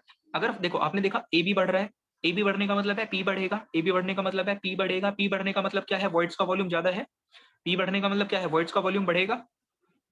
पी बढ़ने का मतलब है वॉइड्स का वॉल्यूम ज्यादा है। पी बढ़ने का मतलब है वॉइड्स का वॉल्यूम ज्यादा है। अगर वॉइड्स का वॉल्यूम ज्यादा है तो मुझे आप ये बताओ, क्या वॉल्यूम चेंज होने का खतरा भी ज्यादा है? क्या वॉल्यूम चेंज होने का खतरा ज्यादा है? वॉल्यूम चेंज मोर, वॉल्यूम चेंज मोर। अगर वॉल्यूम चेंज मोर है तो ये डिजायरेबल है, अनडिजायरेबल है? ये डिजायरेबल है, अनडिजायरेबल है? अनडिजायरेबल है ना, ये अनडिजायरेबल है। ये अनडिजायरेबल है। तो यहां से अब एक बात बताओ, आप आपने एक चीज देख ली, आपने एक चीज देख ली कि जैसे जैसे ग्रुप इंडेक्स बढ़ता जा रहा है, जैसे जैसे ग्रुप इंडेक्स की वैल्यू बढ़ती जा रही है, आपने पहले तो देखा ग्रुप इंडेक्स बढ़ेगा कब? जब एबीसीडी बढ़ेंगे। जैसे जैसे एबीसीडी बढ़ेंगे ग्रुप इंडेक्स बढ़ेगा। और लेकिन जैसे जैसे एबीसीडी बढ़ता जा रहा है, ग्रुप इंडेक्स बढ़ता जा रहा है, तो ग्रुप इंडेक्स के बढ़ने से आपके मटेरियल की क्वालिटी खराब होती जा रही है, अच्छी होती जा रही है? मटेरियल की क्वालिटी खराब होती जा रही है, अच्छी होती जा रही है? खराब होती जा रही है। मटेरियल की क्वालिटी खराब होती जा रही है। ठीक है, मेटल की क्वालिटी खराब होती जा रही है। तो इसीलिए एक बहुत इंपॉर्टेंट टेक्निकल स्टेटमेंट आपके पास में ये है कि higher is the group index of the soil mass, higher is the value of the group index of the soil mass, जितना ज्यादा आपके मटेरियल का ग्रुप इंडेक्स निकल कर आएगा, poor is the quality of the material. Higher is the value of the group index, higher is the value of the group index, poor is the quality of the material. ये आपके पास एक बहुत important point है। So higher is the value of the group index, poor is the quality of the material, poor quality होगी material की। बहुत important technical statement है, आपको कहीं पे भी असर्शन में, रीजनिंग में लिख के मिल जाएगा, कहीं पे मिल जाएगा आपको लिखा हुआ। लिखो जरा नोट करके। कैसे है वो मैंने समझा दिया, सिग्निफिकेंस क्या है, फॉर्मूला क्या है, सारी चीजें आपने इसके बारे में डिस्कस कर ली है। लिखो जरा एक पॉइंट लिखो, नोट करके लिखो, लिखो, नोट करके लिखना है। Greater is the group index value, greater is the group index value, greater is the group index value, greater is the group index value, greater is the group index value, less desirable, less desirable the soil mass becomes, less desirable the soil mass becomes, less desirable the soil mass becomes, less desirable the soil mass becomes, and poor is the material quality, and poor is the material quality,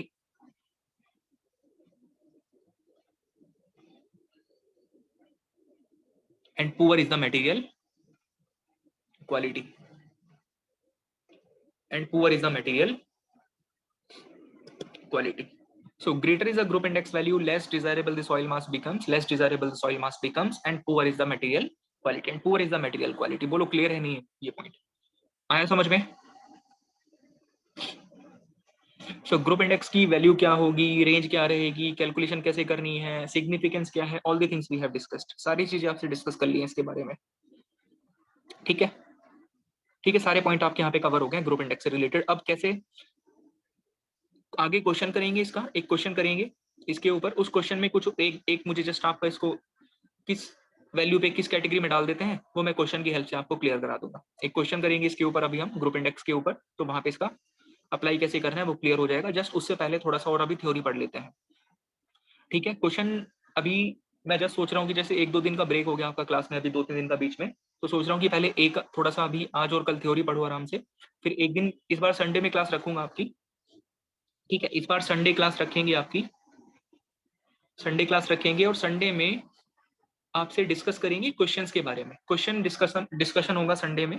एक question session में आपका रखना चाह रहा हूँ जिसमें कि आपको इस वाले टॉपिक के जो क्लासिफिकेशन का टॉपिक आपने शुरू करा है ना अभी, इस टॉपिक के और फर्स्ट चैप्टर जो आपका फर्स्ट टॉपिक हो चुका है ऑलरेडी प्रॉपर्टीज वाला, उसके एक साथ मिक्स क्वेश्चन हम प्रैक्टिस कर लें। सो एक क्वेश्चन सेशन मुझे रखना है आपसे, उसको संडे में बेसिकली रखेंगे। करना तो है इस बार संडे में क्लास, ये तो पक्का है आपका। संडे में 100% आपकी क्लास होनी है। अगर कोई कुछ अनएक्सपेक्टेड ना हो तो एक अलग केस कह सकते हैं। देखो भाई, बाकी वैसे मेरी तरफ से अभी वैसे श्योर है कि हाँ इस बार संडे में आपकी क्लास होगी, क्लियर है। तो क्वेश्चन सेशन का प्लान कर रहे हैं कि एक अच्छा सा आपको 2-2.5-3 घंटे के आसपास का क्वेश्चन सेशन करा दूं। थोड़ा सा ड्यूरेशन भी लंबा रखेंगे उसका, क्वेश्चन सेशन की थोड़ी ड्यूरेशन भी ज्यादा रखेंगे, जिससे कि आपका यहाँ तक का मैटर पूरा का पूरा कवर हो जाए अच्छे से, सारे के सारे क्वेश्चंस आपके कवर हो जाएं उस एक क्लास में, 2-2.5 घंटे की क्लास में, 3 घंटे की क्लास में, ठीक है। सो अभी जस्ट आप आज और कल आराम से थ्योरी पढ़ो, वो संडे के लिए क्या है क्वेश्चन का डिस्कस करेंगे उस दिन संडे में, क्वेश्चन का देखेंगे, ठीक है। सो ग्रुप इंडेक्स के बारे में बता दिया आपको। तो ये एक तरीका था just, highway research board classification system use कौन करता है, ये बेस्ड होता है किस पे, ग्रुप इंडेक्स के बेसिस पे, एक ग्रुप इंडेक्स पे बेस्ड होता है।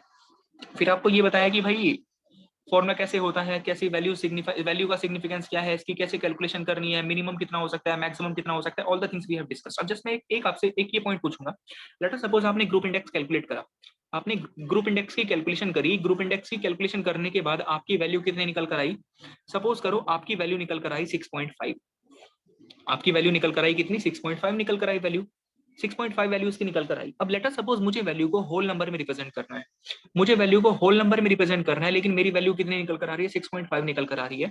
तो मेरे पास दो ऑप्शन है, या तो मैं 7 रिप्रेजेंट करूं या मैं 8, सॉरी, या तो मैं 7 रिप्रेजेंट करूं या फिर मैं 6 रिप्रेजेंट करूं, या तो मैं एक काम करूं, आप इसको 6.5 मत लिखो, आप इसको लिखो, आप इसको लिखो, कितना लिखोगे इस वैल्यू को आप इसको लिखो 6.2, 6.2 लिखो आप इसको, 6.2 आपने इसको लिखा, ठीक है, 6.2 लिखा इसका। अब 6.2 वैल्यू निकल कर आई, हमें इसको किस में रिप्रेजेंट करना है, होल नंबर में रिप्रेजेंट करना है। अगर होल नंबर में रिप्रेजेंट करना है तो आपके पास दो ऑप्शन है, एक है 6 और दूसरा ऑप्शन है क्या 7। अब कौन सा ऑप्शन आप सेलेक्ट करोगे, कौन सा आंसर करोगे, बोलो कौन सी वैल्यू बताओगे, 6 या फिर 7।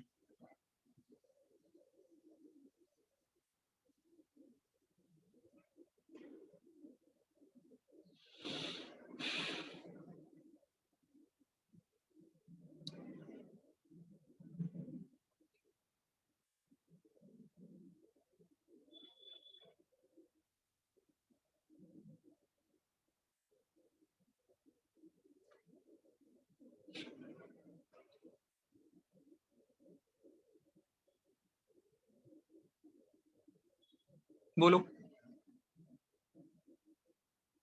अच्छा जैसे चलो इस चीज को समझाने के लिए मैं एक दूसरा एग्जांपल उठाता हूँ, इस चीज को अब आराम से आप उससे रिलेट कर लोगे, आप आराम से उससे क्या कर लोगे, रिलेट कर लोगे इसको।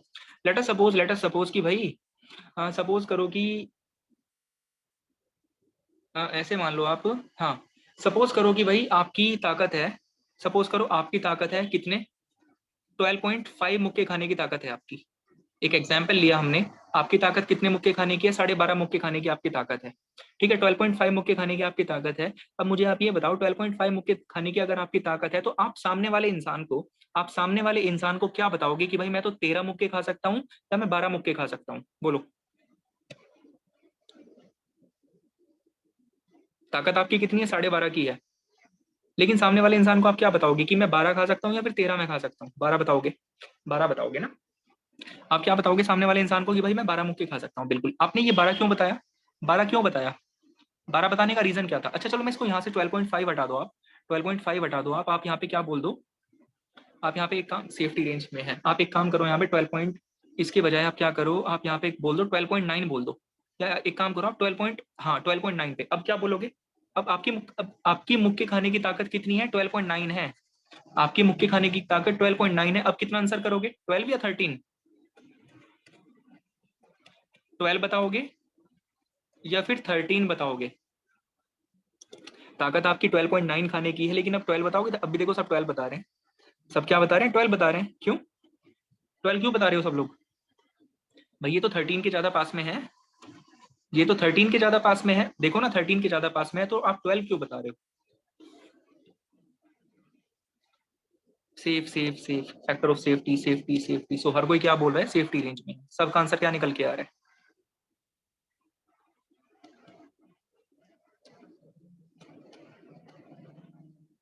सो 12। अच्छा मेरे ख्याल से 13 भी बताया था किसी ने। हाँ ये किसी ने बीच में 13 भी बताया हुआ है। 13 किसने बताया हुआ है? 13 बताया हुआ है, 13 भी बताया हुआ है किसी ने। ये वर्षा ने 13 बताया था। वर्षा ने 13 भी बताया था, देखो जरा। थोड़ा भी ज्यादा हुआ फेल हो जाएगा, पहले ही झेल पाएंगे, 13 पे फेल हो जाएगा। वर्षा ने 13 भी बता रखा है। मतलब ताकत उनकी 12.5 की है, और वो 13 बताएंगे सामने वाले इंसान को।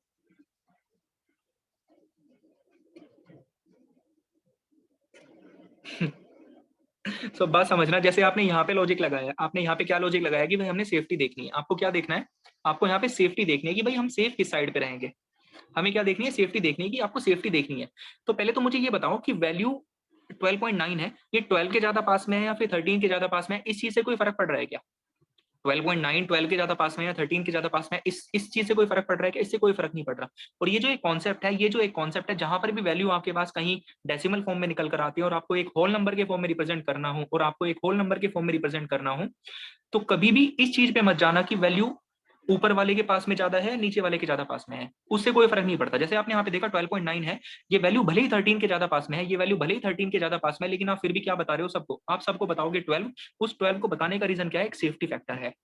Safety is the only reason. आपको हमेशा क्या चेक करना है, आपको ये चेक करना है कि भाई मैं सेफ किस साइड पे रहूंगा, बस आपको हमेशा ये चेक करना है कि मैं सेफ किस साइड पे रहूंगा, हायर वैल्यू पे मैं सेफ रहूंगा या मैं लोअर वैल्यू पे सेफ रहूंगा, बस आपको ये चेक करना है हमेशा। क्लियर है? कभी ये कॉन्सेप्ट मत लगाना कि भाई उसके ज्यादा पास में है तो ये वैल्यू बता दो, या इसके ज्यादा पास में है तो वो वाली वैल्यू बता दो। वो गलत कॉन्सेप्ट है, वो हम कभी कॉलेज टाइम पे अप्लाई किया करते थे। वो कॉन्सेप्ट कॉलेज टाइम पे अप्लाई होते थे कि हाँ आंसर निकल कर आया 240.9, सो चलो भाई 241 बता देते हैं, भले ही हम उधर अनसेफ हो रहे हो, बट वो कॉलेज टाइम के कॉन्सेप्ट्स थे, उनको वहीं पे हमने छोड़ना है। ठीक है, सबसे पहले आपको क्या देखना है, हमेशा देखना है जब भी इस तरह की कोई केस आते हैं कि आप सेफ किस साइड पे रहोगे। जैसे कि इधर आपने बताया कि सर अगर 12.9 की ताकत है, भले ही मैं 13 के ज्यादा पास में हूं, लेकिन मैं फिर भी क्या बताऊंगा, मैं बताऊंगा 12, क्योंकि मैं इधर क्या रहूंगा, सेफ रहूंगा। मान लो कि अगर आपने 12.9 आपकी ताकत है, आपने अगर पर्सन को क्या बताया, 13 बता दिया, तो जैसे ही 12.9 से थोड़ा सा भी ऊपर गया ना, आप एक सडनली फेल कर जाओगे, आप सडनली फेलियर हो जाएगा आपका। ठीक है, लेकिन अगर आप 12.9 उसको बता रहे हो, 12.9 बता रहे हो, तो ऑब्वियसली पर्सन है थोड़ा बहुत कम ही रखेगा वो। बेसिकली आपने क्या है, उसको थोड़ी बहुत अपनी ताकत कम बताई। ठीक है, तो आप क्या बताओगे, उसको 12 बताओगे। सो कभी भी आप क्या है कि सेफ्टी देखोगे हमेशा। अब यही सेम कॉन्सेप्ट आप लेके चलो कहां पे, आप यही सेम कॉन्सेप्ट लेके चलो कहां पे, इस ग्रुप इंडेक्स के केस में। 6.2 आपका आंसर निकल कर आ रहा है। अभी 6.2 वाले में मुझे ये बताओ चेक करके, आप में से सब लोगों ने आंसर क्या बताया? कुछ दो तीन लोग ऐसे थे जिन्होंने आंसर क्या बताया था, दो तीन लोग ऐसे थे जिन्होंने आंसर क्या बताया था, 7 बताया था। बाकी मोस्ट ऑफ द लोगों ने आंसर क्या बताया था, आंसर बताया था 6। मोस्ट ऑफ द लोगों ने आंसर क्या बताया था, 6 बताया था।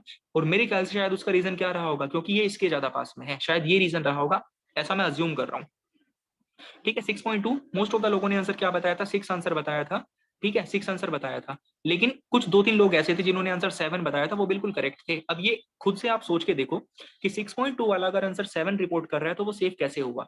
आपके मटेरियल में आपको एक चीज पता है कि जैसे जैसे ग्रुप इंडेक्स की वैल्यू बढ़ती है, जैसे जैसे ग्रुप इंडेक्स की वैल्यू बढ़ती है, आपके मटेरियल की प्रॉपर्टी खराब होती जाएगी। जैसे जैसे ग्रुप इंडेक्स की वैल्यू बढ़ रही है, आपके मटेरियल की क्वालिटी क्या होती जाती है, खराब होती जाती है। मटेरियल की क्वालिटी क्या होती जाती है, खराब होती जाती है। अब मुझे ये बताओ, आपके मटेरियल की ग्रुप इंडेक्स की वैल्यू आई, सॉरी आपके मटेरियल की ग्रुप इंडेक्स की वैल्यू निकल कर आई 6.2, 6.2 निकल कर आई। आप उस 6.2 वाली वैल्यू को, 6.2 वाली ग्रुप इंडेक्स की वैल्यू को आप कितना मान के चल रहे हो, 6 मान के चल रहे हो। मतलब आपके पास आपके जो मटेरियल है उसकी ग्रुप इंडेक्स की वैल्यू है 6.2, लेकिन आपने उसको कितना मान लिया, 6 मान लिया। आपने उसको 6 मान लिया, तो आप मुझे ये बताओ, आपके मटेरियल की स्ट्रेंथ थी तो कम, लेकिन क्या आप उसको ज्यादा मानकर चल लिए क्या? अगर आपने उसको 6 मान लिया तो आप कम स्ट्रेंथ वाले मटेरियल को क्या ज्यादा स्ट्रेंथ का मटेरियल मानकर चलने लगे? बोलो। ये पॉइंट तो पता है ना कि जैसे जैसे ग्रुप इंडेक्स की वैल्यू बढ़ती है क्वालिटी खराब होती है, जैसे जैसे ग्रुप इंडेक्स बढ़ता है क्वालिटी खराब होती है। सो 6.2 वैल्यू थी उसकी एक्चुअल में, लेकिन आपने उसको 6 मान लिया। सो वैल्यू ग्रुप इंडेक्स की ज्यादा थी, लेकिन आपने उस ग्रुप इंडेक्स की वैल्यू को कम मानते ही आपने क्या उसकी स्ट्रेंथ को, आपने क्या उस मटेरियल की स्ट्रेंथ को ओवर एस्टिमेट कर दिया या अंडर एस्टिमेट कर दिया? जैसे ही आपने 6.2 वैल्यू को 6 बोला, क्या आपने उसकी स्ट्रेंथ को ओवर एस्टिमेट कर दिया या अंडर एस्टिमेट कर दिया? ओवर एस्टिमेट कर दिया। आपने उसकी स्ट्रेंथ को ओवर एस्टिमेट कर दिया, और जैसे ही आपने उसकी स्ट्रेंथ को, जैसे ही आपने उस मटेरियल की स्ट्रेंथ को ओवर एस्टिमेट करा, यानी कि आपने अपनी ताकत को ज्यादा अज्यूम कर लिया। आपने अपनी ताकत को क्या अज्यूम कर लिया? ज्यादा अज्यूम कर लिया। बट क्या एक्चुअली आपकी ताकत ज्यादा है क्या? ताकत आपने अपनी ज्यादा अज्यूम कर ली, लेकिन क्या आपकी ताकत ज्यादा है? ज्यादा नहीं है। ज्यादा नहीं है, आप उसको ज्यादा अज्यूम करके चल रहे हो। तो ऐसा करके आप सेफ साइड पे जा रहे हो, अनसेफ साइड पे जा रहे हो? ऐसा करके आप सेफ साइड पे जा रहे हो, अनसेफ साइड पे जा रहे हो? अनसेफ साइड पे जा रहे हैं, अनसेफ साइड पे जा रहे हैं। क्लियर है? अनसेफ साइड पे जा रहे हैं। तो हमेशा ये चीज पकड़ के चलना, कहीं पर भी डेसिमल वाला केस आता है, आपको एक होल नंबर में रिप्रेजेंट करनी है वैल्यू, तो ऐसा नहीं कि उसके ज्यादा पास में है, उसके ज्यादा पास में है तो वैल्यू को रिप्रेजेंट कर दो। आपको हमेशा क्या देखना होगा? आपको हमेशा ये देखना होगा कि भाई मैं सेफ किस साइड पे होऊंगा, मैं सेफ किस साइड पे होऊंगा। हमेशा सेफ्टी लेके चलो, हमेशा सेफ्टी लेके चलो। सेफ्टी का केस आपको हमेशा लेके चलना है, बस सेफ्टी हमेशा दिमाग में रखो। जिधर साइड पे हम सेफ होंगे, हायर साइड पे या लोअर साइड पे, वो चीज आपको, वो वैल्यू आपको अडॉप्ट करनी है। तो मैं आपसे एक जनरल स्टेटमेंट आपसे पूछ रहा हूँ, अगर स्ट्रेंथ की बात आती है, अगर सपोज मटेरियल की मैं स्ट्रेंथ की बात कर रहा हूँ, या फिर आप खुद पे एग्जांपल लेके चलो कि मैं खुद की स्ट्रेंथ की बात कर रहा हूँ, मुझे स्ट्रेंथ के हिसाब से अपने आप को सेफ बनाना है, मुझे स्ट्रेंथ के हिसाब से अपने आप को सेफ बनाना है। सो मुझे अपनी स्ट्रेंथ को हमेशा ओवर एस्टिमेट करना चाहिए, अंडर एस्टिमेट करके चलना चाहिए? सेफ्टी के हिसाब से अपनी स्ट्रेंथ को हमेशा ओवर एस्टिमेट करके चलना चाहिए, अंडर एस्टिमेट ना, अंडर एस्टिमेट करके चलना चाहिए हमेशा। लेकिन अब देखो, अंडर एस्टिमेट करके चलना, ये चलना चाहिए बिल्कुल एक जनरल स्टेटमेंट है। सो डिजाइनिंग का एक बहुत इंपॉर्टेंट कॉन्सेप्ट होता है, जब भी आप आरसीसी वगैरह टॉपिक पढ़ोगे ना, जब भी आप आरसीसी जैसे टॉपिक पढ़ोगे, तो एक बहुत इंपॉर्टेंट कॉन्सेप्ट होता है आरसीसी का, क्या कि फॉर द सेफ डिजाइनिंग के लिए हमेशा strength should be under estimated, strength should be under estimated. Designing का एक बहुत इंपॉर्टेंट कॉन्सेप्ट होता है कि सेफ डिजाइनिंग के लिए, स्ट्रेंथ को हमेशा क्या करना चाहिए? अंडर एस्टिमेट करके चलना चाहिए।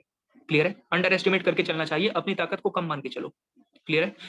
तो जैसे अब यहाँ पे देखो, 6 वाला पॉइंट तो आपको रिलेट हुआ, अगर लेकिन अगर आप इस 6.2 वाली वैल्यू को, अगर आप इसको 7 रिपोर्ट करते हो, अगर आप 6.2 वाली वैल्यू को 7 रिपोर्ट करते हो, तो मुझे ये बताओ, आपने स्ट्रेंथ थी आपकी 6.2, लेकिन आपने उसको कितना अज्यूम कर लिया? 7 अज्यूम कर लिया। तो ऐसा करके आपने स्ट्रेंथ को, ग्रुप इंडेक्स आपने 7 अज्यूम कर लिया था, एक्चुअली में 6.2 आप 7 अज्यूम कर रहे हो। आपने मेटेरियल की क्वालिटी को पुअर मान लिया, अच्छा मान लिया। 6.2 से आपने 7 बोल दिया ग्रुप इंडेक्स, तो मटेरियल की क्वालिटी को आप पुअर मान रहे हो, अच्छा मान रहे हो? पुअर मान रहे हो ना, मटेरियल की क्वालिटी आप पुअर मान रहे हो, तो मटेरियल की स्ट्रेंथ आपने ओवर एस्टिमेट कर ली, अंडर एस्टिमेट कर ली? स्ट्रेंथ ओवर एस्टिमेट कर दी, under estimate? Strength under estimate कर दिया। यस, ये पॉइंट समझना है just. So strength has been under estimate, strength को हमने क्या कर दिया है? अंडर एस्टिमेट कर दिया। Strength has been underestimated, बहुत इंपॉर्टेंट पॉइंट है, स्ट्रेंथ अंडर एस्टिमेट कर लिया आपने। चलिए, सो एक इंपॉर्टेंट पॉइंट तो आपको मैंने क्या बताया कि भाई जब भी कभी ऐसी बात आएगी ना, सो स्ट्रेंथ के लिए क्या होगा? हमेशा स्ट्रेंथ हमेशा अंडर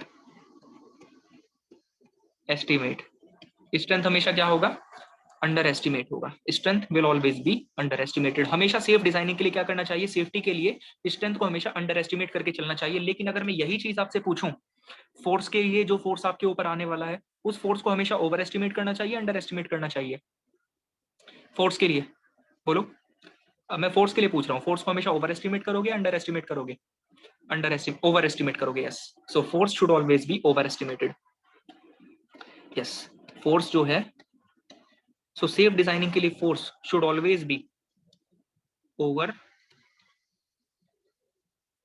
एस्टिमेटेड। बहुत इंपॉर्टेंट पॉइंट है दोनों।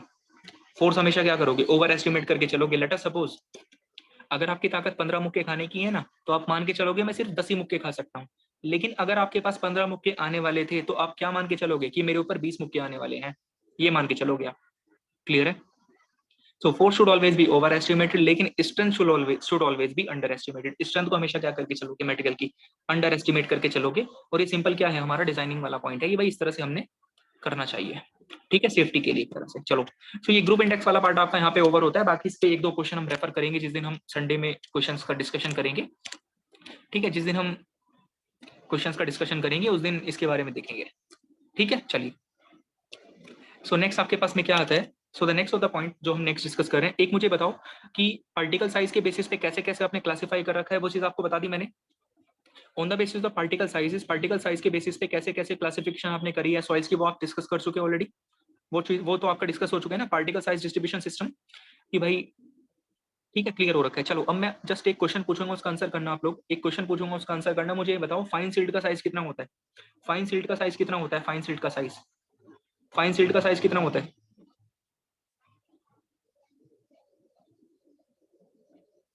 2 से 10 mm तक होता है। 2 माइक्रोन से 10 माइक्रोन तक होता है। यस, 2 से 10 माइक्रोन तक होता है। अब मुझे बता दो मीडियम सैंड का साइज कितना होता है? मीडियम सैंड का, मीडियम का साइज कितना है? मीडियम का, medium sand, medium sand 425 micron से 2 माइक्रो mm तक होता है। यस, 425 माइक्रोन से 2 mm तक होता है। ठीक है, 425 माइक्रोन से कितना तक होता है? 2 mm तक होता है। 425 से 2 mm तक होता है। चलो, ये साइजेस आपको सबको क्लियर है। नाउ एक बहुत इंपॉर्टेंट टॉपिक अब आपके पास में शुरू हो रहा है, और ये मान के चलो कि आपके एग्जाम में 95 प्लस प्रोबेबिलिटी रहती है, 95% प्लस प्रोबेबिलिटी रहती है इस टॉपिक से क्वेश्चन आने की। बहुत इंपॉर्टेंट टॉपिक आपका शुरू कर रहे हैं क्या? Indian standard, most important topic मान के चलो आप यहाँ पे क्लासिफिकेशन का। Indian standard, Indian standard classification, Indian standard classification system, बहुत इंपॉर्टेंट टॉपिक है। इंडियन स्टैंडर्ड क्लासिफिकेशन सिस्टम, ये टॉपिक है। इंडियन स्टैंडर्ड क्लासिफिकेशन सिस्टम, भाई आपने अलग अलग बेसिस पे क्लासिफिकेशन कर रखा है। ग्रुप इंडेक्स एक अपना अलग तरीका है आपका, पार्टिकल साइज एक अलग तरीका होता है क्लासिफिकेशन करने का, प्रॉपर्टी के बेसिस पे अलग एक तरीका है। अब नेक्स्ट आता है क्या आपके पास? Indian standard classification system. So next is the Indian standard classification system. अब इंडियन स्टैंडर्ड क्लासिफिकेशन सिस्टम में इतना बोल देता हूं आपको, मान के चलो कि 95% से ऊपर प्रोबेबिलिटी रहती है इस टॉपिक से हर साल क्वेश्चन आता है। हर साल क्वेश्चन आएगा आने वाले ईयर्स में भी। सो बहुत इंपॉर्टेंट टॉपिक है। और सबसे मोस्ट इंपॉर्टेंट बात यह है कि इस टॉपिक को बहुत कॉन्सेंट्रेशन के साथ आपको समझना होगा। इस टॉपिक को आपको बहुत कॉन्सेंट्रेशन के साथ समझना होगा। अगर थोड़ा सा भी माइंड इधर उधर गया तो चीजें मिस हो जाएंगी। बहुत कंसंट्रेशन करके बैठना, बहुत सीरियस होके, बिल्कुल। ठीक है, देखो जरा क्या करना है इसमें। हाँ, देखो जरा इसमें क्या करना है। सबसे पहले इंडियन स्टैंडर्ड क्लासिफिकेशन सिस्टम के हिसाब से, on the basis of the Indian standard classification system, हमने क्या कर रखा है? अपनी सॉइल्स को मेनली 2 कैटेगरी में क्लासिफाई करा है। हमने अपनी सॉइल्स को मेनली 2 कैटेगरीज में क्लासिफाई करा है on the basis of the Indian standard classification system. और वो 2 कैटेगरी कौन सी होती हैं? एक होती है आपके पास में कोर्स ग्रेन सॉइल की कैटेगरी, और दूसरी कैटेगरी होती है क्या? फाइन ग्रेन सॉइल की category. First is course grain soil and second one will be what? Fine grain soil. Second one will be what? Fine grain soil. Clear है? अब actually में यहाँ पे जो इस टॉपिक के अंदर आपको बात करनी है ना, ये जो आपका था इंडियन स्टैंडर्ड क्लासिफिकेशन सिस्टम। अब एक तरह से क्या है कि भाई लेट अस सपोज कि मैं आपसे, आप कहीं पे कंस्ट्रक्शन कर रहे हो, आप कहीं पे कंस्ट्रक्शन कर रहे हो, उस कंस्ट्रक्शन में आप सपोज करो कोई सॉइल का यूज कर रहे हो। मैं वहां पे गया, मैंने आपसे ये पूछा कि भाई आप यहाँ पे क्या यूज कर रहे हो मटेरियल? आपने बोला सर मैं तो सॉइल यूज कर रहा हूँ, मैं तो सॉइल यूज कर रहा हूँ। आपने मुझे बोल दिया मैं तो सॉइल यूज कर रहा हूँ, बट मुझे ये बताओ, आपने अगर ये बोला कि मैं तो सॉइल यूज कर रहा हूँ, तो मुझे क्या उससे जानकारी मिल पाएगी कि एग्जैक्टली आप कौन से टाइप की सॉइल यूज कर रहे हो? क्या उसका ग्रेडेशन है, क्या उसकी प्रॉपर्टीज है? क्या मैं उसके बारे में जानकारी लगा लूंगा जस्ट आपका इतना बोलने से कि सर मैं तो सॉइल यूज कर रहा हूँ? नहीं पता लगेगा ना, नहीं पता लग पाएगा। अगर आप मुझे जस्ट ये बोल दो कि सर मैं तो सॉइल यूज कर रहा हूँ, तो मुझे क्या पता लग रहा है आप कौन सी सॉइल यूज कर रहे हो? आप सैंड यूज कर रहे हो, आप वेल ग्रेडेड सैंड यूज कर रहे हो, आप सैंडी सिल्ट यूज कर रहे हो, क्या यूज कर रहे हो? मुझे पता ही नहीं है कुछ भी उसके बारे में। तो इंपॉर्टेंट पॉइंट ये है आपके पास में कि यहाँ पे जो आप क्लासिफिकेशन कर रहे हो ना, इस टॉपिक का जो मेन एम है वो यही है कि आप on the basis of this topic, इस टॉपिक के बेसिस पे आप सॉइल को एक तरह से एक प्रॉपर कैटेगरी में क्लासिफाई करना चाहते हो, जिससे कि आपको उसका नाम पढ़ते ही, उसकी प्रॉपर्टीज के बारे में पूरी जानकारी मिल जाए। तो जैसे मैंने बोला था ना, आपने मुझे बोला सर मैं तो सॉइल यूज कर रहा हूँ, मुझे सॉइल सुन के कोई जानकारी नहीं मिली। लेकिन मैं अगर आपको ये बोलता ना कि हाँ सर मैं तो सिल्टी सैंड यूज कर रहा हूँ, अगर मैं सिल्टी सैंड बोलता आपको, तो हाँ मुझे सारी जानकारी मिल जाती। हाँ भाई सिल्टी सैंड यूज कर रहे हो तो मतलब इस तरह की इसकी प्रॉपर्टीज हैं। तो मेनली आपको यहाँ पे ये देखना है कि किस तरह की प्रॉपर्टीज के बेसिस, किस तरह से आपने सॉइल की प्रॉपर्टीज के बेसिस पे आपने उसको अलग अलग नाम दिया है। बेसिकली ये जो टॉपिक है आपका Indian standard classification system, that is actually related with the nomenclature. Nomenclature का मतलब आप जानते हो? नोमेनक्लेचर का मतलब आप जानते हो ना, नाम देना। नोमेनक्लेचर का मतलब क्या होता है? एक प्रॉपर नाम देना, ठीक है, नामकरण वाली बात आ रही है कि कोई सैंपल है जिसके अंदर सैंड भी मिक्स्ड है, जिसके अंदर सिल्ट भी मिक्स है, उसको आप क्या बोलोगे? एक सॉइल ऐसी है जिसके अंदर ग्रेवल भी है, जिसके अंदर सैंड भी है, जिसके अंदर क्ले भी है, उसको आप क्या बोलोगे? एक सॉइल है जिसमें सिल्ट और क्ले मिक्स्ड है, उसको आप क्या बोलोगे? तो बेसिकली नोमेनक्लेचर वाली बात आ रही है, और उस नोमेनक्लेचर को सुन के, उस नाम को सुन के मुझे उस सॉइल की सारी प्रॉपर्टी का पता लग जाएगा। नाम सुनकर ही सब पता लग जाएगा उस प्रॉपर्टी का, उसकी सॉइल की प्रॉपर्टीज का। क्लियर है? सो यहाँ पे बहुत ध्यान से समझना कि किस किस तरह से चीजों को करना है यहाँ पे आपको, ठीक है। On the basis of the Indian standard classification system हम मेनली दो कैटेगरीज में इसको डिवाइड कर रहे हैं। एक कैटेगरी होगी आपके पास में क्या, first of the category will be what, course grand soil, और दूसरी कैटेगरी होगी आपके पास में क्या, फाइन ग्रेन्ड सॉइल। एक कैटेगरी होगी आपके पास में कोर्स ग्रेन्ड सॉइल, और दूसरी कैटेगरी क्या होगी? दूसरी कैटेगरी होगी आपके पास में फाइन ग्रेन्ड सॉइल। सो दो कैटेगरी में आपने क्लासिफाई कर लिया इसको। एक कैटेगरी आपके पास में क्या है, कोर्स ग्रेन्ड सॉइल है, and second of the category will be what, fine grand soil. Fine grand soil, अब देखो जरा। सो अगर हम बात करें यहाँ पे कि भाई दो कैटेगरी में आपने इसको क्लासिफाई कर दिया, एक कैटेगरी आ गया आपके पास में कोर्स ग्रेन्ड सॉइल, और दूसरी कैटेगरी आ गई आपके पास में फाइन ग्रेन्ड सॉइल। सो किस किस तरह से आपको अब लेके चलना है, स्टेप्स को बहुत इंपॉर्टेंट तरह से समझते चलना। इसमें सारा का सारा काम है स्टेप्स का आपका। लेट अस सपोज आपके पास में कोई लेबोरेटरी में सैंपल आया, आपके पास में कोई लेबोरेटरी में सैंपल आया, जो सैंपल आपके पास लैब में आया, जो सैंपल आपके पास लैब में आया, उस सैंपल के अंदर, उस सैंपल के अंदर हो सकता है कि पूरा का पूरा कोर्स ग्रेन्ड सॉइल हो, ऐसा भी चांस है। हो सकता है कि उस सैंपल के अंदर पूरा का पूरा फाइन ग्रेन्ड सॉइल हो, ऐसा भी चांस है। ऐसा भी हो सकता है कि उस सैंपल के अंदर पूरा का पूरा हाँ पूरा का पूरा कोर्स हो, या फिर हो सकता है पूरा का पूरा फाइन ग्रेन्ड हो, या फिर हो सकता था उस सैंपल में कोर्स ग्रेन्ड सॉइल भी है एंड उसके अंदर फाइन ग्रेन्ड सॉइल भी है। आई थिंक इतना तो आपको पता ही है कि कोर्स ग्रेन्ड सॉइल क्या होती है, फाइन ग्रेन्ड सॉइल क्या होती है, ये तो आप जानते ही हो ऑलरेडी, है ना। तो अब मैं बात कर रहा हूँ, लेट अस सपोज सैंपल आया, सैंपल में तीन पॉसिबिलिटी हो सकती थी। पहली पॉसिबिलिटी किस, खाली वो कोर्स ग्रेन्ड का हो, दूसरा खाली वो फाइन ग्रेन्ड का हो, तीसरा कि वो दोनों मिक्स्ड हो। अब मैं यहाँ पे एग्जाम्पल, मैं यहाँ पे कंसिडर करके चल रहा हूँ, मैं यहाँ पे केस कंसिडर करके चल रहा हूँ कि सपोज करो यहाँ पे वो जो सैंपल आया, वो जो सैंपल आया वो कोर्स ग्रेड भी उसमें मिक्स्ड था एंड उसके अंदर फाइन ग्रेड भी मिक्स्ड था। मैंने तीन केस आपको बताया कि सिर्फ कोर्स ग्रेड का, दूसरा सिर्फ फाइन ग्रेड का, तीसरा दोनों मिक्स्ड थे आपस में, कोर्स ग्रेड भी था एंड फाइन ग्रेड भी आपस में मिक्स्ड थे। तो मैं ये केस लेके चल रहा हूँ कि उसके अंदर क्या है, दोनों की दोनों चीजें मिक्स्ड है। क्लियर है? तो आपके पास क्या है, सैंपल जो है उस सैंपल में कोर्स ग्रेन सॉइल भी है, उस सैंपल में फाइन ग्रेन सॉइल भी है। क्लियर है? अब क्या आती है बात, अब ये बात आती है, तो मिक्स तो दोनों चीजें हैं उसमें, लेकिन अब मैं ये बोल रहा हूं आपको on the basis of the proportions, on the basis of the proportion की भाई दोनों चीजें मिक्स हैं, कोई दिक्कत नहीं है, चलो। लेकिन प्रपोर्शन किसका ज्यादा है किसका कम है, ये चीज कहीं ना कहीं मैटर करेगी या नहीं करेगी? चीजें दोनों मिक्स्ड हैं उसमें, लेकिन प्रपोर्शन किसका ज्यादा मिक्स, किसका ज्यादा है किसका कम है, ये चीज कहीं ना कहीं मैटर करेगी या नहीं करेगी उसकी प्रॉपर्टीज को?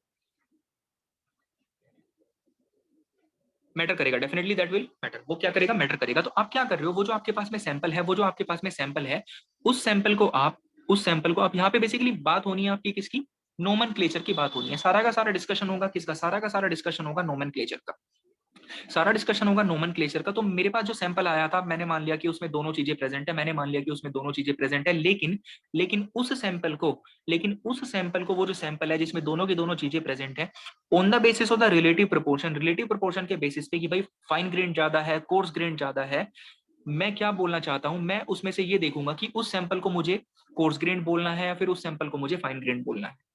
सो नोमेनक्लेचर की बात हो रही है, नोमेनक्लेचर की बात हो रही है।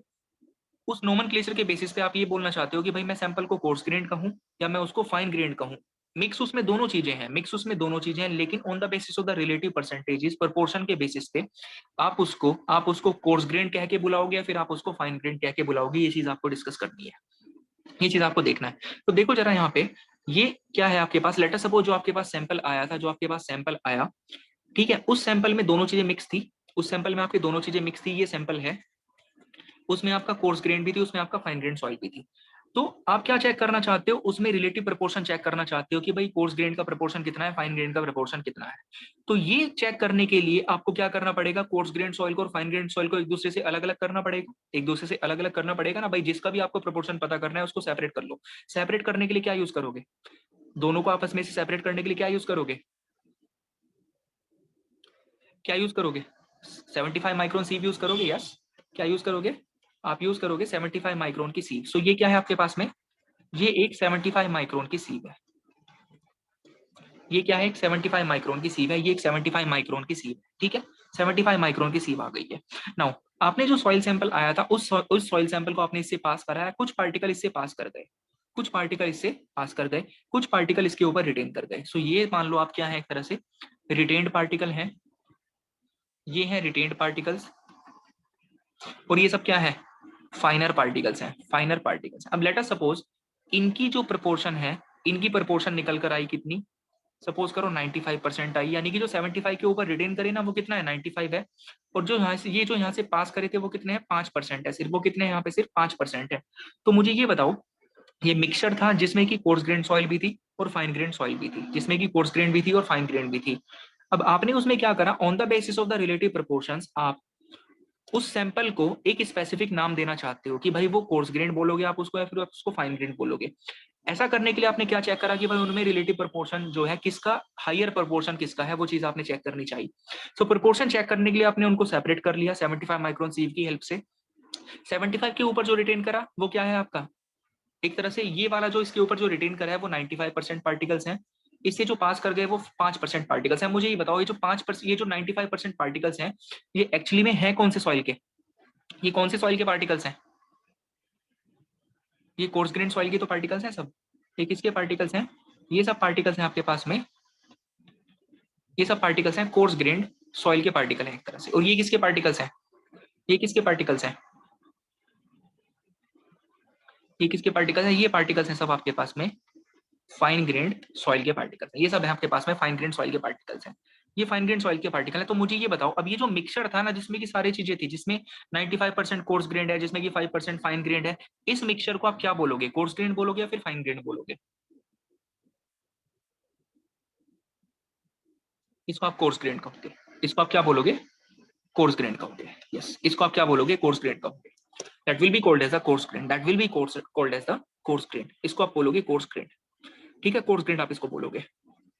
सो अब इस पूरे के पूरे टॉपिक में आपको मेरे ख्याल से इसका बेस तो समझ में आ चुका, बेस तो इसका आपको समझ में आ चुका कि भाई इंडियन स्टैंडर्ड क्लासिफिकेशन सिस्टम जरूरी क्यों है। जरूरी इसलिए है कि भाई मुझे सॉइल को क्लासिफाई करना है, उसको अलग अलग नाम देने हैं, उसको नाम देने हैं उसकी प्रॉपर्टीज के बेसिस पे, जिससे कि मैं उस सॉइल का नाम पढ़ते ही, जिससे कि मैं उस सॉइल का नाम पढ़ते ही मुझे उसकी सारी जानकारी मिल जाए। सपोज मैंने कहीं पे पढ़ा कि एसएम लिखा हुआ है, या फिर सिल्टी सैंड लिखा हुआ है, या फिर क्ले सैंड लिखा हुआ है, तो मैंने जैसे क्ले सैंड पढ़ा ना, तो क्ले सैंड पढ़ते ही मुझे सारी जानकारी मिल गई उसकी। तो आप वही अलग अलग नोमेनक्लेचर देना चाहते हो, नाम देना चाहते हो, उसको क्लासिफाई करना चाहते हो, इसके हिसाब से इंडियन स्टैंडर्ड ने एक सिस्टम आपको प्रोवाइड करा है, उसमें उसमें उसके हिसाब से सॉइल को दो कैटेगरी में क्लासिफाई करा। फर्स्ट कैटेगरी क्या है, coarse grain soil, second category क्या है, फाइन ग्रेन सॉइल। सो इसमें पूरा का पूरा जो काम चलेगा वो चलेगा आपका स्टेप वाइज, पूरा का पूरा जो चलेगा आपका वो चलेगा स्टेप वाइज।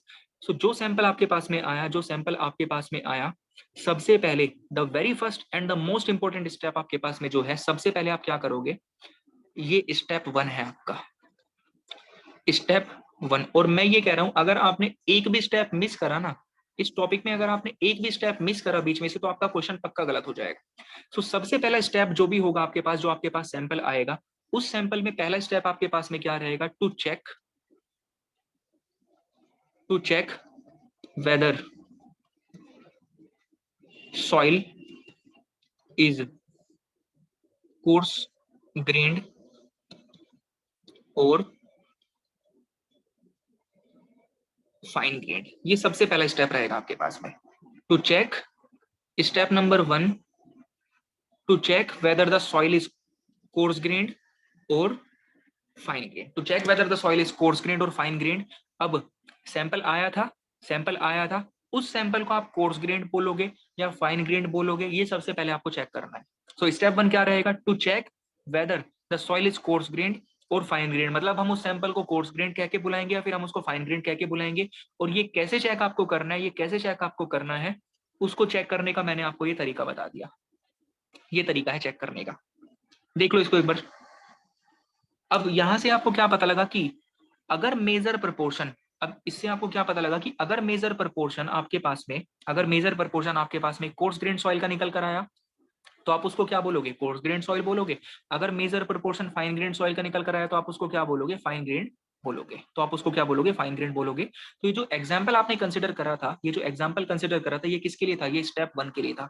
सो स्टेप 1 में आपको सबसे पहले क्या चेक करना है, जो भी सॉइल आपके पास में आई वो सॉइल आपकी क्या है, उस सॉइल को आप कोर्स ग्रेन की कैटेगरी में डालोगे या फिर फाइन ग्रेन की कैटेगरी में डालोगे। अब ये कैसे चेक करेंगे हम, इसको चेक करने का क्या है, आपने वो सैंपल लिया, उस सैंपल को आपने एक 75 माइक्रोन की सीव से पास करवाया, 75 माइक्रोन की सीव से पास करवाया। अब पास कराने के बाद आपने क्या देखा कि जो पार्टिकल रिटेन करें 75 माइक्रोन की सीव के ऊपर, अगर वो ज्यादा एक्सेसिव क्वांटिटी में है एज कंपेयर टू किसके, उन पार्टिकल्स के जो कि पास कर रहे हैं इससे, तो वो कोर्स ग्रेन सॉइल का फ्रैक्शन है। अगर वो पार्टिकल जो कि पास कर रहे हैं 75 माइक्रोन सीव से, अगर वो ज्यादा है किसके कंपैरिजन में, जो कि रिटेन कर रहे थे सीव के ऊपर, तो वो क्या है, फाइन ग्रेन सॉइल का फ्रैक्शन है। तो वो फाइन ग्रेन सॉइल का फ्रैक्शन है। मुझे ये बताओ ये वाली चीज क्लियर है नहीं है, एक बारी सब लोग बता दीजिए कि चीज क्लियर है नहीं है। स्टेप वाइज सर एक, हाँ वही मैं बता रहा हूँ, उस पर भी आ रहा हूँ अजीत, मैं डोंट वरी, उस पर आ रहा हूँ मैं अभी। ठीक है, उस पर आ रहे हैं अभी हम जस्ट, ठीक है, इक्वल पर भी आ रहा हूँ मैं। देखो जरा, सो अब यहाँ पे मैं एक कंक्लूजन बना के लिख देता हूँ नेक्स्ट स्टेप में। सबसे पहला स्टेप क्या रहा आपके पास में, स्टेप नंबर 1। अब ये स्टेप वाइज फॉलो करते चलना चीजों को। क्या लिखा आपने, टू चेक कोर्स ग्रेन कहोगे या फिर फाइन ग्रेन कहोगे। इसके लिए आपको बोल दिया मैंने, इसके लिए आपको क्या बताया कि, इसके लिए आपको क्या बताया, कोर्स ग्रेन आप क्या बोलो, कब बोलोगे, कोर्स ग्रेन कब बोलोगे आप, कोर्स ग्रेन आप कब बोलोगे, इफ मोर देन और equal to, if more than और equal to 50%, if more than or equal to 50% of soil fraction, if more than or equal to 50% of the soil fraction is retained on, is retained on 75 micron seed, ठीक है। Second, fine grain कब कहोगे, fine grain कब कहोगे आप, if more then 50% passing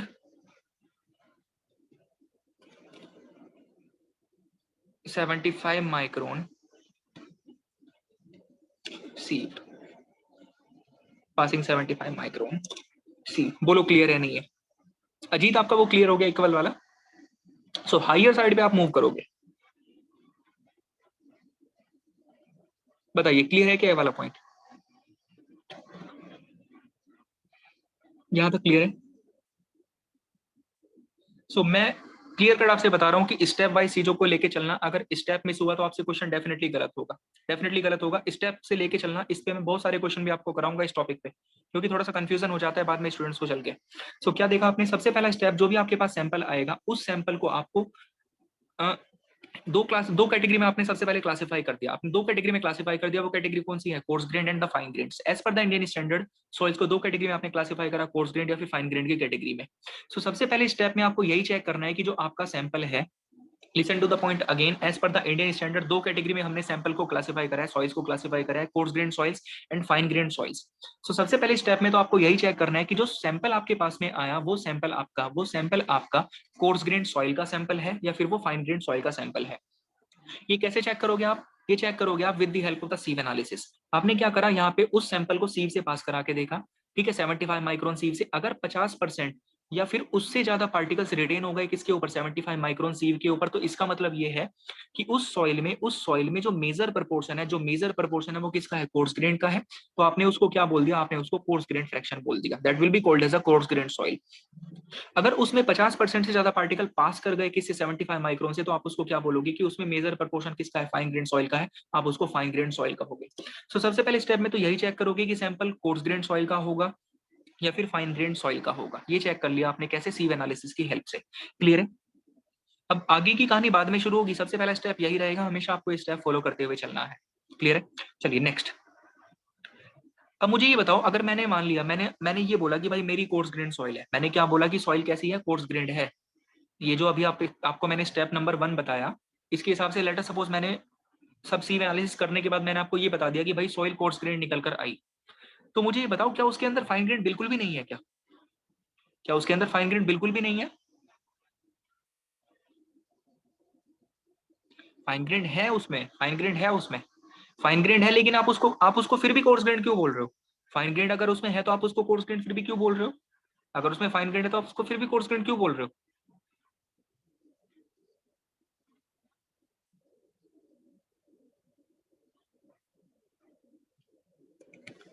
क्योंकि ज्यादा fraction coarse grain का है, क्योंकि ज्यादा फ्रैक्शन कोर्स ग्रेन का है, इसीलिए हमने उसको बोला डोमिनेटिंग है, वो बिल्कुल डोमिनेटिंग है, इसलिए आपने उसको ये बोल दिया डोमिनेटिंग है। क्लियर है? चलिए, अगर लेटर सपोज फाइन ग्रेन निकल के आती है, अगर बाई चांस 50% से ज्यादा फ्रैक्शन पास कर जाता, तो क्या इसका मतलब आप उसको फाइन ग्रेन बोलते? अगर 50% से ज्यादा फ्रैक्शन पास करता तो आप उसको फाइन ग्रेन बोलते। तो अगर मैं फाइन ग्रेन बोलता सॉइल को, तो क्या इसका मतलब ये है कि उसमें कोर्स ग्रेन बिल्कुल भी नहीं है? क्या इसका मतलब ये है कि उसमें कोर्स ग्रेन बिल्कुल भी नहीं है?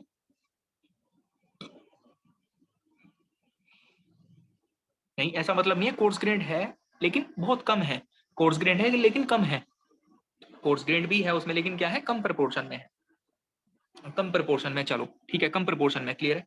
नाउ नेक्स्ट, अब एक बात देखो जरा, एक बात देखो, मैंने आपसे ये कहा कि अगर मैं सैंपल को कोर्स ग्रेन बोल रहा हूं, तो क्या इसका मतलब ये है कि उसमें फाइन ग्रेन बिल्कुल भी नहीं है? आपने बोला कि सर नहीं, ऐसा नहीं है, फाइन ग्रेन उसमें है। बट ऐसा हो सकता है क्या कि उसमें फाइन ग्रेन बिल्कुल भी ना हो? क्या ऐसा भी केस बन सकता है कि कोर्स ग्रेन सॉइल और उसमें फाइन ग्रेन बिल्कुल भी ना हो? ऐसा भी हो सकता है क्या? बिल्कुल पॉसिबल है। ऐसा भी तो हो सकता था कि पूरा का पूरा कोर्स ही हो, पूरा का पूरा सैंपल 75 से ऊपर रिटेन कर रहा हो। ऐसा भी तो पॉसिबिलिटी थी ना, कि पूरा का पूरा सैंपल 75 से ऊपर रिटेन कर रहा हूँ। भाई आपने ठीक है, आपने बोला कि 50% से ज्यादा, बट ऐसा भी तो हो सकता है कि पूरा का पूरा 100% सैंपल आपका पूरा का पूरा 75 के ऊपर ही रिटेन कर जाए। ऐसा पॉसिबिलिटी थी या नहीं थी? 100% पार्टिकल्स के पूरे 75 के ऊपर रिटेन कर गए, ऐसा भी तो पॉसिबिलिटी थी ना? थी ना? चलो, अब मैं यहाँ पे ये बोल रहा हूँ कि 50% से ज्यादा अगर पास करेगा तो फाइन ग्रेड होगा। फिर मैंने ये पूछा कि उसमें क्या कोर्स ग्रेन बिल्कुल भी नहीं होगा, तो आपने बोला कि सर हाँ होगा, कोर्स ग्रेन भी होगा। लेकिन क्या ऐसी भी पॉसिबिलिटी है क्या कि फाइन ग्रेन सॉइल होगी और उसमें कोर्स ग्रेन बिल्कुल भी ना हो? ऐसी भी पॉसिबिलिटी है कि उसमें कोर्स ग्रेन सॉइल बिल्कुल भी ना हो? बिल्कुल पॉसिबिलिटी है, यस। 100% पूरा का पूरा फ्रैक्शन क्या कर गया, पास कर गया। पूरा का पूरा 100% पार्टिकल क्या कर गए, सीव से पास करके नीचे चले गए। 100% पूरे के पूरे पार्टिकल सीव से पास करके नीचे चले गए, तो उस केस में ऐसा होगा। चलिए, सो एक स्टेप अभी जस्ट आपको बताया, first step I have discussed. पहला स्टेप मैंने आपसे डिस्कस कर दिया कि क्या करना है आपको। इसके बारे में एक जरा नोट लिखो, अब आप इसके बारे में एक नोट लिखो। नेक्स्ट, ये सब आप यहाँ पे नोट कर लेना, बाद में एक नोट करके लिखो जरा। लिखो, इफ मोर देन और equal to, if more than और equal to, if more than or equal to, if more than or equal to 50% of soil fraction, if more than or equal to, if more than or equal to 50% of soil fraction, if more than or equal to 50% of soil fraction, if more than if more than or equal to 50% of soil fraction is retained over, is retained over, is retained over, is retained over, is retained over 75 micron sieve, is retained over 75 micron sieve, is retained over 75 micron sieve, is retained over 75 micron sieve, is retained over 75 micron sieve, then the soil, if more than or equal to 50% of the soil fraction is retained over 75 micron sieve, then the soil mixture, then the soil mixture लिखो, soil mixture, then the soil mixture, then the soil mixture, और इस mixture को underline कर लेना, ये mixture की बात हो रही है। then the soil mixture, ये mixture है, इसमें fine grained भी है। then the soil mixture is called as, then the soil mixture is called as,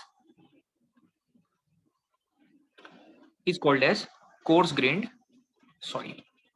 Then the soil mixture is called as a coarse grained soil. Then the soil mixture is called as a coarse grained soil.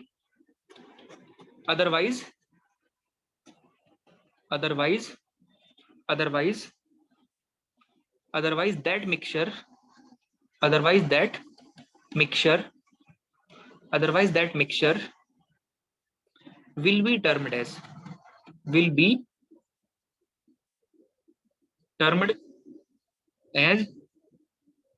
fine grained soil. Otherwise that mixture will be termed as fine grained soil. और ये जो mixture again यहाँ पे है ना, इसको underline कर लेना अच्छे से, क्योंकि जो मिक्सचर है ना कोर्स एंड फाइन का, उसको नाम देने की बात हो रही है। मिक्सचर है, कोर्स भी है, फाइन भी है, लेकिन आप उसको एक स्पेसिफिक नाम देना चाहते हो। उसका मतलब नहीं कि अगर कोर्स आप बोल रहे हो तो उसके अंदर फाइन ग्रेन बिल्कुल भी नहीं है, हो सकता है थोड़ा बहुत हो। अगर आप उसको फाइन ग्रेन बोल रहे हो तो इसका मतलब ये नहीं कि उसके अंदर कोर्स बिल्कुल भी नहीं है, हो सकता है थोड़ा बहुत हो सकता है। तो मिक्सचर को नाम देने की बात हो रही है। ये स्टेप लिख लिया सबने, नोट कर लिया सब लोगों ने?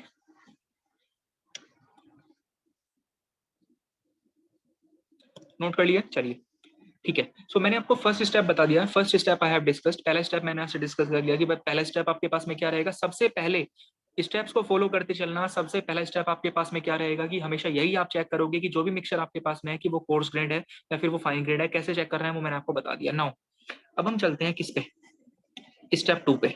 स्टेप 2 पे आप तभी आओगे स्टेप 1 चेक करने के बाद, डायरेक्टली आप स्टेप 2 पे नहीं पहुंचोगे। कभी सोचो मैं डायरेक्टली स्टेप 2 पे पहुंच जाऊं, अगर डायरेक्टली स्टेप 2 पे पहुंचोगे तो क्वेश्चन गलत करोगे। स्टेप 1 चेक करना पहले, उसके बाद स्टेप 2 पे मूव करना। क्लियर है? सो नेक्स्ट है आपके पास क्या, स्टेप नंबर 2। स्टेप नंबर 2, अब देखो मेरी यहाँ पे बात सुनना ध्यान से। स्टेप 1 में मैंने आपको ये बता दिया कि भाई स्टेप 1 में मैंने आपको ये बता दिया कि सबसे पहले चेक करो कोर्स ग्रेड है फिर फाइन ग्रेड है, वो मिक्सचर कोर्स ग्रेड है फिर फाइन ग्रेड है, वो आप कैसे चेक करोगे वो बता दिया। अब स्टेप टू में मैं ये मान के चल रहा हूं, आई एम जस्ट अज्यूमिंग कि स्टेप 1 के बाद में आपकी जो सॉइल है वो कोर्स ग्रेड निकल कर आई। ये मैंने अज्यूम कर लिया कि स्टेप 1 जब आपने परफॉर्म करा, पहले स्टेप 1 परफॉर्म करने के बाद आपकी सॉइल क्या निकल कर आई, कोर्स ग्रेड निकल कर आई। सो ये आप अज्यूम करके चल रहे हो। सो मैं यहाँ पे लिख दे रहा हूं clear cut, assume that our soil is coarse grained soil after, यहाँ पे मेंशन कर लो clear cut, after first step. Clear है? After first step. तो बहुत इंपॉर्टेंट पॉइंट है, ध्यान से समझना। स्टेप 1 आपने सबसे पहले करोगे, स्टेप 1 उसमें चेक करोगे कोर्स ग्रेड है फिर फाइन ग्रेड है। अब उसमें कुछ भी हो सकता था वो कोर्स ग्रेड निकल कर आए, हो सकता था कि वो फाइन ग्रेड निकल कर आए, लेकिन मैं ये अज्यूम कर रहा हूं अब स्टेप 2 में कि आपकी जो सॉइल है वो कैसे निकल कर आई, वो कोर्स ग्रेड निकल कर आई, ठीक है, कोर्स ग्रेड निकल कर आई। अब अगर बाई चांस वो फाइन ग्रेड निकल कर आती, सपोज करो अगर वो बाई चांस फाइन ग्रेड निकल कर आती, तो एनालिसिस का तरीका स्टेप 1 जो था, स्टेप 1 तो दोनों में सेम रहेगा, चाहे कोर्स ग्रेड हो या फिर फाइन ग्रेड हो, स्टेप 1 तो दोनों में सेम रहेगा। सबसे पहले तो आपको यही चेक करना है। लेकिन अगर बाई चांस स्टेप 1 में वो फाइन ग्रेड निकल कर आती, सो यहां से स्टेप 2 से आपके एनालिसिस का तरीका चेंज हो जाता। लेकिन अगर स्टेप 1 में वो कोर्स ग्रेड निकल कर आई है, तो एनालिसिस का तरीका ये है जो अभी हम डिस्कस कर रहे हैं। सो स्टेप 1 में मैंने ऑलरेडी अज्यूम कर लिया कि कोर्स सॉइल कैसी निकल कर आई है, कोर्स ग्रेड निकल कर आई है। तो उसके बाद में स्टेप 2 पे आ रहा हूं। स्टेप 2 पे आप जब भी आओगे स्टेप 1 चेक करने के बाद, और स्टेप 2 पे ये जो स्टेप मैं अब यहाँ पे फॉलो करूंगा उसमें ऑलरेडी आपकी सॉइल कैसी है, कोर्स ग्रेड है, वो आप मान के चल चुके पहले। ठीक है, तो कोर्स ग्रेड मान के चल रहे हो। सैंपल कैसा है आपके पास, कोर्स ग्रेड सैंपल है। तो मुझे ये बताओ सैंपल कैसा है, कोर्स ग्रेड है। लेकिन मुझे ये बताओ, अगर मैं आपको ये बोल दूं सिंपली, चलो ठीक है कोर्स ग्रेड सैंपल है, अब आप कहीं पे कंस्ट्रक्शन कर रहे थे, मैंने आपसे पूछा कि भाई कौन सी सॉइल यूज कर रहे हो, आपने मुझे ये बोल दिया कि सर मैं तो कोर्स ग्रेड सॉइल यूज कर रहा हूँ। तो आपने मुझे बोला मैं तो कोर्स ग्रेड यूज कर रहा हूँ, तो मुझे ये बताओ कोर्स ग्रेड सुनकर मुझे आइडिया लग जाएगा कि आप कोर्स ग्रेड सॉइल, कौन सी कोर्स ग्रेड सॉइल यूज कर रहे हो। अगर आपने मुझे सिर्फ ये बोल दिया कि सर मैं तो कोर्स ग्रेड सॉइल यूज कर रहा हूँ, क्या इतने में मुझे आइडिया लग जाएगा कि आप कौन सी कोर्स ग्रेड यूज कर रहे हो? नहीं, आइडिया नहीं लगेगा ना, क्योंकि कोर्स ग्रेड में तो आपके पास दो पॉसिबिलिटी हो सकती है। कोर्स ग्रेड में दो पॉसिबिलिटी हो सकती है, चांसेस हैं, आपके पास सैंड भी हो सकता है एंड आपके पास में ग्रेवल भी हो सकता है। सो यहाँ पे दो केसेस हैं, सैंड है या फिर ग्रेवल। यस, सैंड हो सकता है या फिर ग्रेवल है। ठीक है, सैंड या फिर ग्रेवल है, सैंड हो सकता है या फिर ग्रेवल हो सकता है। क्लियर है? तो यहाँ तक की कहानी आपको क्लियर है, यहाँ तक की कहानी क्लियर है। अभी इससे आगे के जो स्टेप्स होंगे उनको हम डिटेलिंग में आगे कल लेके चलते हैं, क्योंकि फिर एक साथ पूरा सीक्वेंस में चलेगा। अगर वो यहाँ पे आज डिस्कस करके कल सीक्वेंस ब्रेक करूंगा तो वो काम नहीं चल पाएगा उसमें। ठीक है, वो सीक्वेंस पूरा ब्रेक हो जाएगा अदरवाइज आपका, क्योंकि जो इससे आगे मुझे स्टार्ट करना है, नेक्स्ट स्टेप थर्ड पे जो आना है, वो पूरा का पूरा एक सीक्वेंस में चलनी है सारी की सारी चीजें। तो इसके बाद जो स्टेप 2 में आगे कैसे प्रोसीड करना है उसको हम कल स्टार्ट करते हैं आराम से। ठीक, इसको यहीं पे रोक रहे हैं।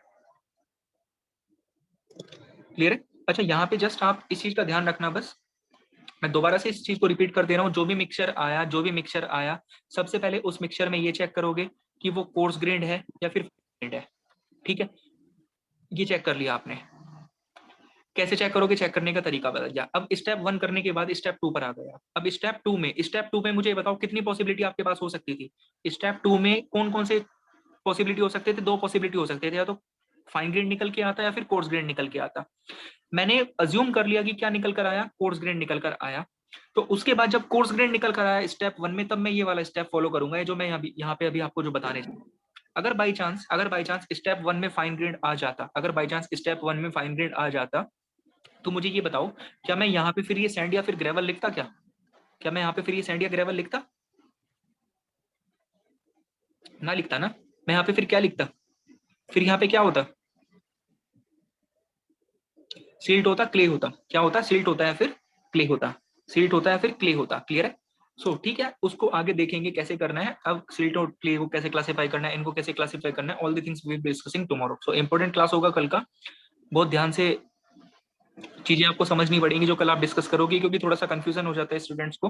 लेकिन टॉपिक बहुत इंपॉर्टेंट है, क्वेश्चन बहुत आए हुए हैं इससे आपके प्रीवियस ईयर्स में। चलिए, सो आई थिंक इतना इतना रखते हैं आज के लिए। आप क्वेश्चन प्रैक्टिस करो आराम से। मुझे ये बताओ, क्वेश्चन आप लोग प्रैक्टिस कर रहे हो क्या? क्वेश्चन आप खुद से प्रैक्टिस कर रहे हो घर पे? देखो, जब तक आप खुद से क्वेश्चन प्रैक्टिस नहीं करोगे तब तक कुछ होने वाला नहीं है। क्वेश्चन प्रैक्टिस कर रहे हैं सब लोग? प्रीवियस ईयर क्वेश्चन लगा रहे हो? शायद आप प्रीवियस ईयर क्वेश्चन लगा रहे हो, बाकी लोग प्रीवियस ईयर क्वेश्चंस, पीवाईक्यू ये पीवाईक्यू। तो मुझे बताओ, जैसे पीवाईक्यू आपने ट्राई करे हैं, जैसे आप लोगों ने पीवाईक्यू ट्राई करे हैं, तो पीवाईक्यू मतलब कैसा लग रहा है पढ़ने के बाद में? टॉपिक पढ़ने के बाद में पीवाईक्यू हो जा रहे हैं आप लोगों से? पढ़ने के बाद में जैसे क्वेश्चन करे होंगे, ट्राई करे होंगे, अटेम्प्ट करे होंगे, तो पीवाईक्यू हो जा रहे हैं?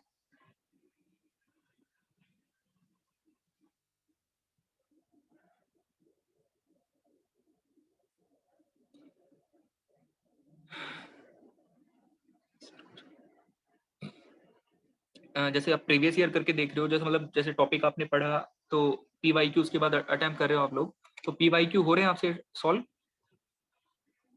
बाकी जो गेट स्टूडेंट्स हैं उनका पूछ रहा हूँ मैं, उनकी कैसी कंडीशन है?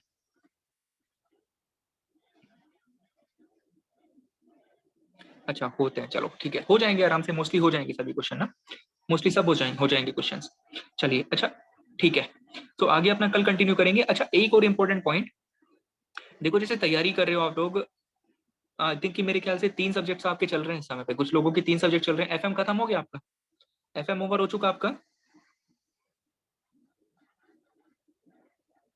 अच्छा, एफएम कल ओवर होगा, मतलब एक तरह से 3 सब्जेक्ट आपके चल रहे हैं। कुछ लोगों के 3 सब्जेक्ट चल रहे हैं, कुछ के 2 सब्जेक्ट चल रहे हैं, कुछ के 3 चल रहे हैं सब्जेक्ट, कुछ के 2 सब्जेक्ट चल रहे हैं।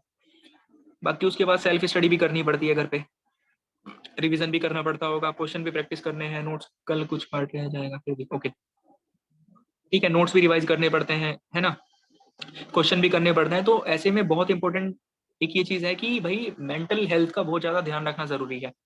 मेंटल हेल्थ का भी बहुत प्रॉपर तरह से मैनेज करके चलना चीजों को बहुत ज्यादा जरूरी है। ठीक है, पढ़ाई में थोड़ा सा ये जो सिचुएशन होती है तैयारी की, जो एग्जाम की तैयारी करनी है, थोड़ा सा स्ट्रेसफुल जरूर रहता है, टाइम जरूर स्ट्रेसफुल रहता है, लेकिन ऐसे में अपनी मेंटल हेल्थ को बैलेंस करके चलना भी आप लोगों के लिए एक बहुत इंपॉर्टेंट रिस्पॉन्सिबिलिटी है। अब ऐसा नहीं कि पूरा का पूरा दिन सिर्फ किताबों में घुसे हुए हो, किताबों में घुस रहे हो, सिर्फ किताबों में घुसे हुए हो। दिन में आधा घंटा, 1 घंटा, 1 घंटा, चलो ज्यादा लग रहा है, 1 घंटा एटलीस्ट 30 मिनट्स के आसपास, 30 मिनट के आसपास अगर कोई भी आपको लगे तो कोई भी स्पोर्ट्स खेल, बैडमिंटन वगैरह, क्रिकेट, जिसको जो भी स्पोर्ट्स अच्छा लगता है, बाहर जाके खेलो, रनिंग करो, जाके रनिंग करो, एक्सरसाइज करो, दौड़ लगाओ, बैडमिंटन खेलो, वॉलीबॉल खेलो, फुटबॉल खेलो, क्रिकेट खेलो, जिसको जो अच्छा लगता है, तो कम से कम 30 मिनट्स के आसपास आपकी फिजिकल एक्टिविटी होनी बहुत ज्यादा जरूरी है। एटलीस्ट 30 मिनट्स फिजिकल एक्टिविटी का बहुत ज्यादा ध्यान रखना। अगर आप थोड़ा सा फिजिकल एक्टिविटी में इन्वॉल्व रहोगे, उसके बाद तैयारी करोगे, पढ़ाई करोगे, तो बहुत अच्छे से चीजें आपको याद हो जाएंगी। इस चीज को आप ऑब्जर्व करके देखना। अगर आप ये सोच रहे हो ना कि नहीं मैं पूरा दिन पढ़ता रहूं पढ़ता रहूं पढ़ता रहूं, माइंड में चीजें कम जाएंगी, पढ़ने में भी कोई इतना ज्यादा मजा नहीं आएगा, माइंड भी इतना ज्यादा प्रॉपर्ली वर्क नहीं करेगा। लेकिन दिन में शाम के टाइम चले जाओ, healthy mind rest in healthy body. Yes. तो थोड़ा बहुत घूम लो बाहर, ऐसी एक्सरसाइज करो जिससे पसीना बहुत निकले बेसिकली। ठीक है, किसी भी तरह से बॉडी से पसीना निकालना है, रनिंग करनी है, हमने रनिंग करनी है, स्पोर्ट्स खेलने हैं, क्रिकेट खेलना है, बैडमिंटन खेलना है, एटलीस्ट 30 मिनट के आसपास ये सारी एक्सरसाइजेज होनी चाहिए। अब हम लोग क्या करते हैं, हम लोग तैयारी में इतना ज्यादा इन्वॉल्व हो जाते हैं, इतना ज्यादा इन्वॉल्व हो जाते हैं तैयारी में, हम लोग इतना ज्यादा इन्वॉल्व हो जाते हैं कि हम बाकी अपने फिजिकल एक्टिविटी को, अपनी बॉडी को पूरी तरह से भूल ही जाते हैं, भूल जाते हैं हम अपनी बॉडी को। उसका फिर हमें अफेक्ट जो है कुछ साल बाद दिखना शुरू होता है, कुछ साल बाद हमें उसका इफेक्ट दिखना शुरू होता है। और ये ऐसे नहीं कि मैं आपको सिर्फ इधर उधर की बातें बता रहा हूँ, ये मैं आपको खुद के पर्सनल एक्सपीरियंसेस बता रहा हूँ। पर्सनल एक्सपीरियंसेस या फिर जिस तरह की चीजें मैंने अपने आसपास ऑब्जर्व करी हैं कुछ स्टूडेंट्स में। ऐसा नहीं कि तैयारी अभी कभी हमने भी करी होगी, तैयारी तैयारी कभी हमने भी करी है, जैसी कंडीशन में आज आप लोग हो, आपको इतने सब्जेक्ट पढ़ने पड़ रहे हैं, रिवीजन करना पड़ता है, दिन में मेरे ख्याल से 10-10 घंटे स्टडी करनी पड़ती है, आराम से 12-12 घंटे हो जाते हैं। तो यही सिचुएशन में कभी हम भी थे, कभी हमने भी ऐसी तैयारी करी होगी। तो सारा का सारा जो भी माइंड सेटअप आप लोगों का रहता है वो सब हम समझ सकते हैं इस समय पे। लेकिन मेंटल हेल्थ को ध्यान में लेके चलना बहुत ज्यादा जरूरी है, अदरवाइज चीजें बाद में निकल के आती हैं, दिक्कत होती है उससे बहुत ज्यादा। तो आधा घंटा खेलो दिन में, 1 घंटा खेलो, जैसा भी आपको कंफर्टेबल लगे उसके हिसाब से। ठीक, ऐसा नहीं कि पूरा दिन पढ़ना है। और जब आप खेल कर आओगे ना बाहर से, खेल के आने के बाद जब आप दोबारा पढ़ने बैठोगे, आपको बहुत जल्दी सारी की सारी चीजें याद होंगी, माइंड आपका बहुत एक्टिवली काम करेगा, बहुत जल्दी जल्दी आपका माइंड जो है एक्टिवली काम करेगा, क्वेश्चन आप बहुत इजीली सॉल्व करोगे फिर। तो जस्ट मैं ये बता रहा था कि मतलब मेंटल हेल्थ का थोड़ा सा ध्यान रखना, भागने का, दौड़ने का, खाने पीने का। अब एक और important point, most of the students ऐसा भी हो सकता है कि बाहर रहते होंगे इस समय रूम वगैरह लेके, अभी तो करंटली कोरोना का टाइम चल रहा है तो सभी घर पे होंगे अपने, शायद जैसे ऑनलाइन क्लासेस चल रही हैं। बट ऐसा होगा कि जब तैयारी होती है तो सभी लोग मेरे ख्याल से बाहर रहते होंगे, कमरे वमरे लेके रहते होंगे। तो ऐसे में क्या होता है, आपका जो खाने वाने का जो होता है ना सिस्टम, डाइट वाइट का, वो भी पूरा का पूरा इम्बैलेंस हो जाता है, पूरा शेड्यूल खराब हो जाता है, पूरा शेड्यूल खराब हो जाता है। कॉलेज टाइम पे भी आप लोग बाहर रहते होंगे, बाहर इधर उधर कहीं पे खाना खाया होगा, कहीं उस ढाबे पे खाना खा लिया, कभी टिफिन खा लिया, कभी कुछ खा लिया, कभी कुछ खा लिया, कभी खुद बना लिया, मतलब एक प्रॉपर डाइट नहीं रह पाती है। उस चीज के इफेक्ट हमें कुछ टाइम बाद दिखने शुरू हो जाते हैं। अभी इफेक्ट नहीं दिखेंगे क्योंकि अभी एज थोड़ी सी अच्छी है, जवान है सब लोग, उम्र ठीक है, तो अभी इफेक्ट नहीं दिखेंगे। लेकिन जब थोड़ा थोड़ा सा एज निकलने लगेगी तब दिखने शुरू हो जाएंगे इफेक्ट। तो दो इंपॉर्टेंट पॉइंट, एक तो अपना डाइट का बहुत ज्यादा ध्यान रखो, डाइट का, कि प्रॉपर एक हेल्दी डाइट खानी बहुत ज्यादा जरूरी है, हेल्दी डाइट खानी बहुत ज्यादा जरूरी है, अदरवाइज दिक्कत होगी। अभी दिक्कत महसूस नहीं होगी, कुछ टाइम बाद दिक्कतें महसूस होंगी। दूसरी बात, मेंटल हेल्थ का ध्यान रखना बहुत ज्यादा जरूरी है। मेंटल हेल्थ को कैसे बैलेंस करना है, गाने सुनो, हफ्ते में एक बार कोई मूवी देख लो, 2 बार देख सकते हो, 2 बार देख लो, टाइम अगर आपको लग रहा है मेरे पास टाइम है तो 2 बार देख लो। एटलीस्ट एक बार कोई पिक्चर देखो, कोई वेब सीरीज चल रही है उसको देखो। ठीक है, दोस्तों के साथ बातों करो, दोस्तों के साथ बात करो, दिन में 5 मिनट, 10 मिनट, 15 मिनट किसी भी दोस्त के पास बात, फोन मिला के बैठ जाओ 15-20 मिनट, जिससे भी आपकी अच्छी बॉन्डिंग है। खूब हंसी मजाक करो, फोन पे हंसो, खूब जोर जोर से हंसो, फोन पे बात करो, खूब जोर जोर से हंसो आपस में बात करके। ठीक है, तो दोस्त से बात करो, खेलो जाके, जैसे भी आपको अच्छा लगे, मेंटली थोड़ा सा ध्यान देना। ठीक, तो जस्ट ये कुछ मैं बात कर रहा था आपसे, तो क्योंकि सारी की सारी चीजें हम ऑब्जर्व कर चुके हैं अपने आसपास में। तो जैसे ही कंडीशन में आप अभी हो, वो सेम कंडीशन हमारी पहले रह चुकी, तो वो सारे एक्सपीरियंसेस हमारे पास में है। ठीक है, तो जस्ट आप मतलब रखो थोड़ा सा ध्यान, पढ़ाई के साथ साथ इन सब चीजों का भी आपको ध्यान रखना पड़ेगा। ठीक है, चलिए, बाकी अगर कुछ और किसी को कुछ पूछना है तो पूछ लो, बाकी अपना फिर आगे कल कंटिन्यू करते हैं। ठीक है, thank you everyone.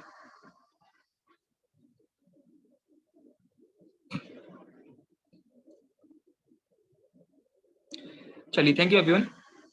Okay sir, thank you, thank you, thank you, thank you.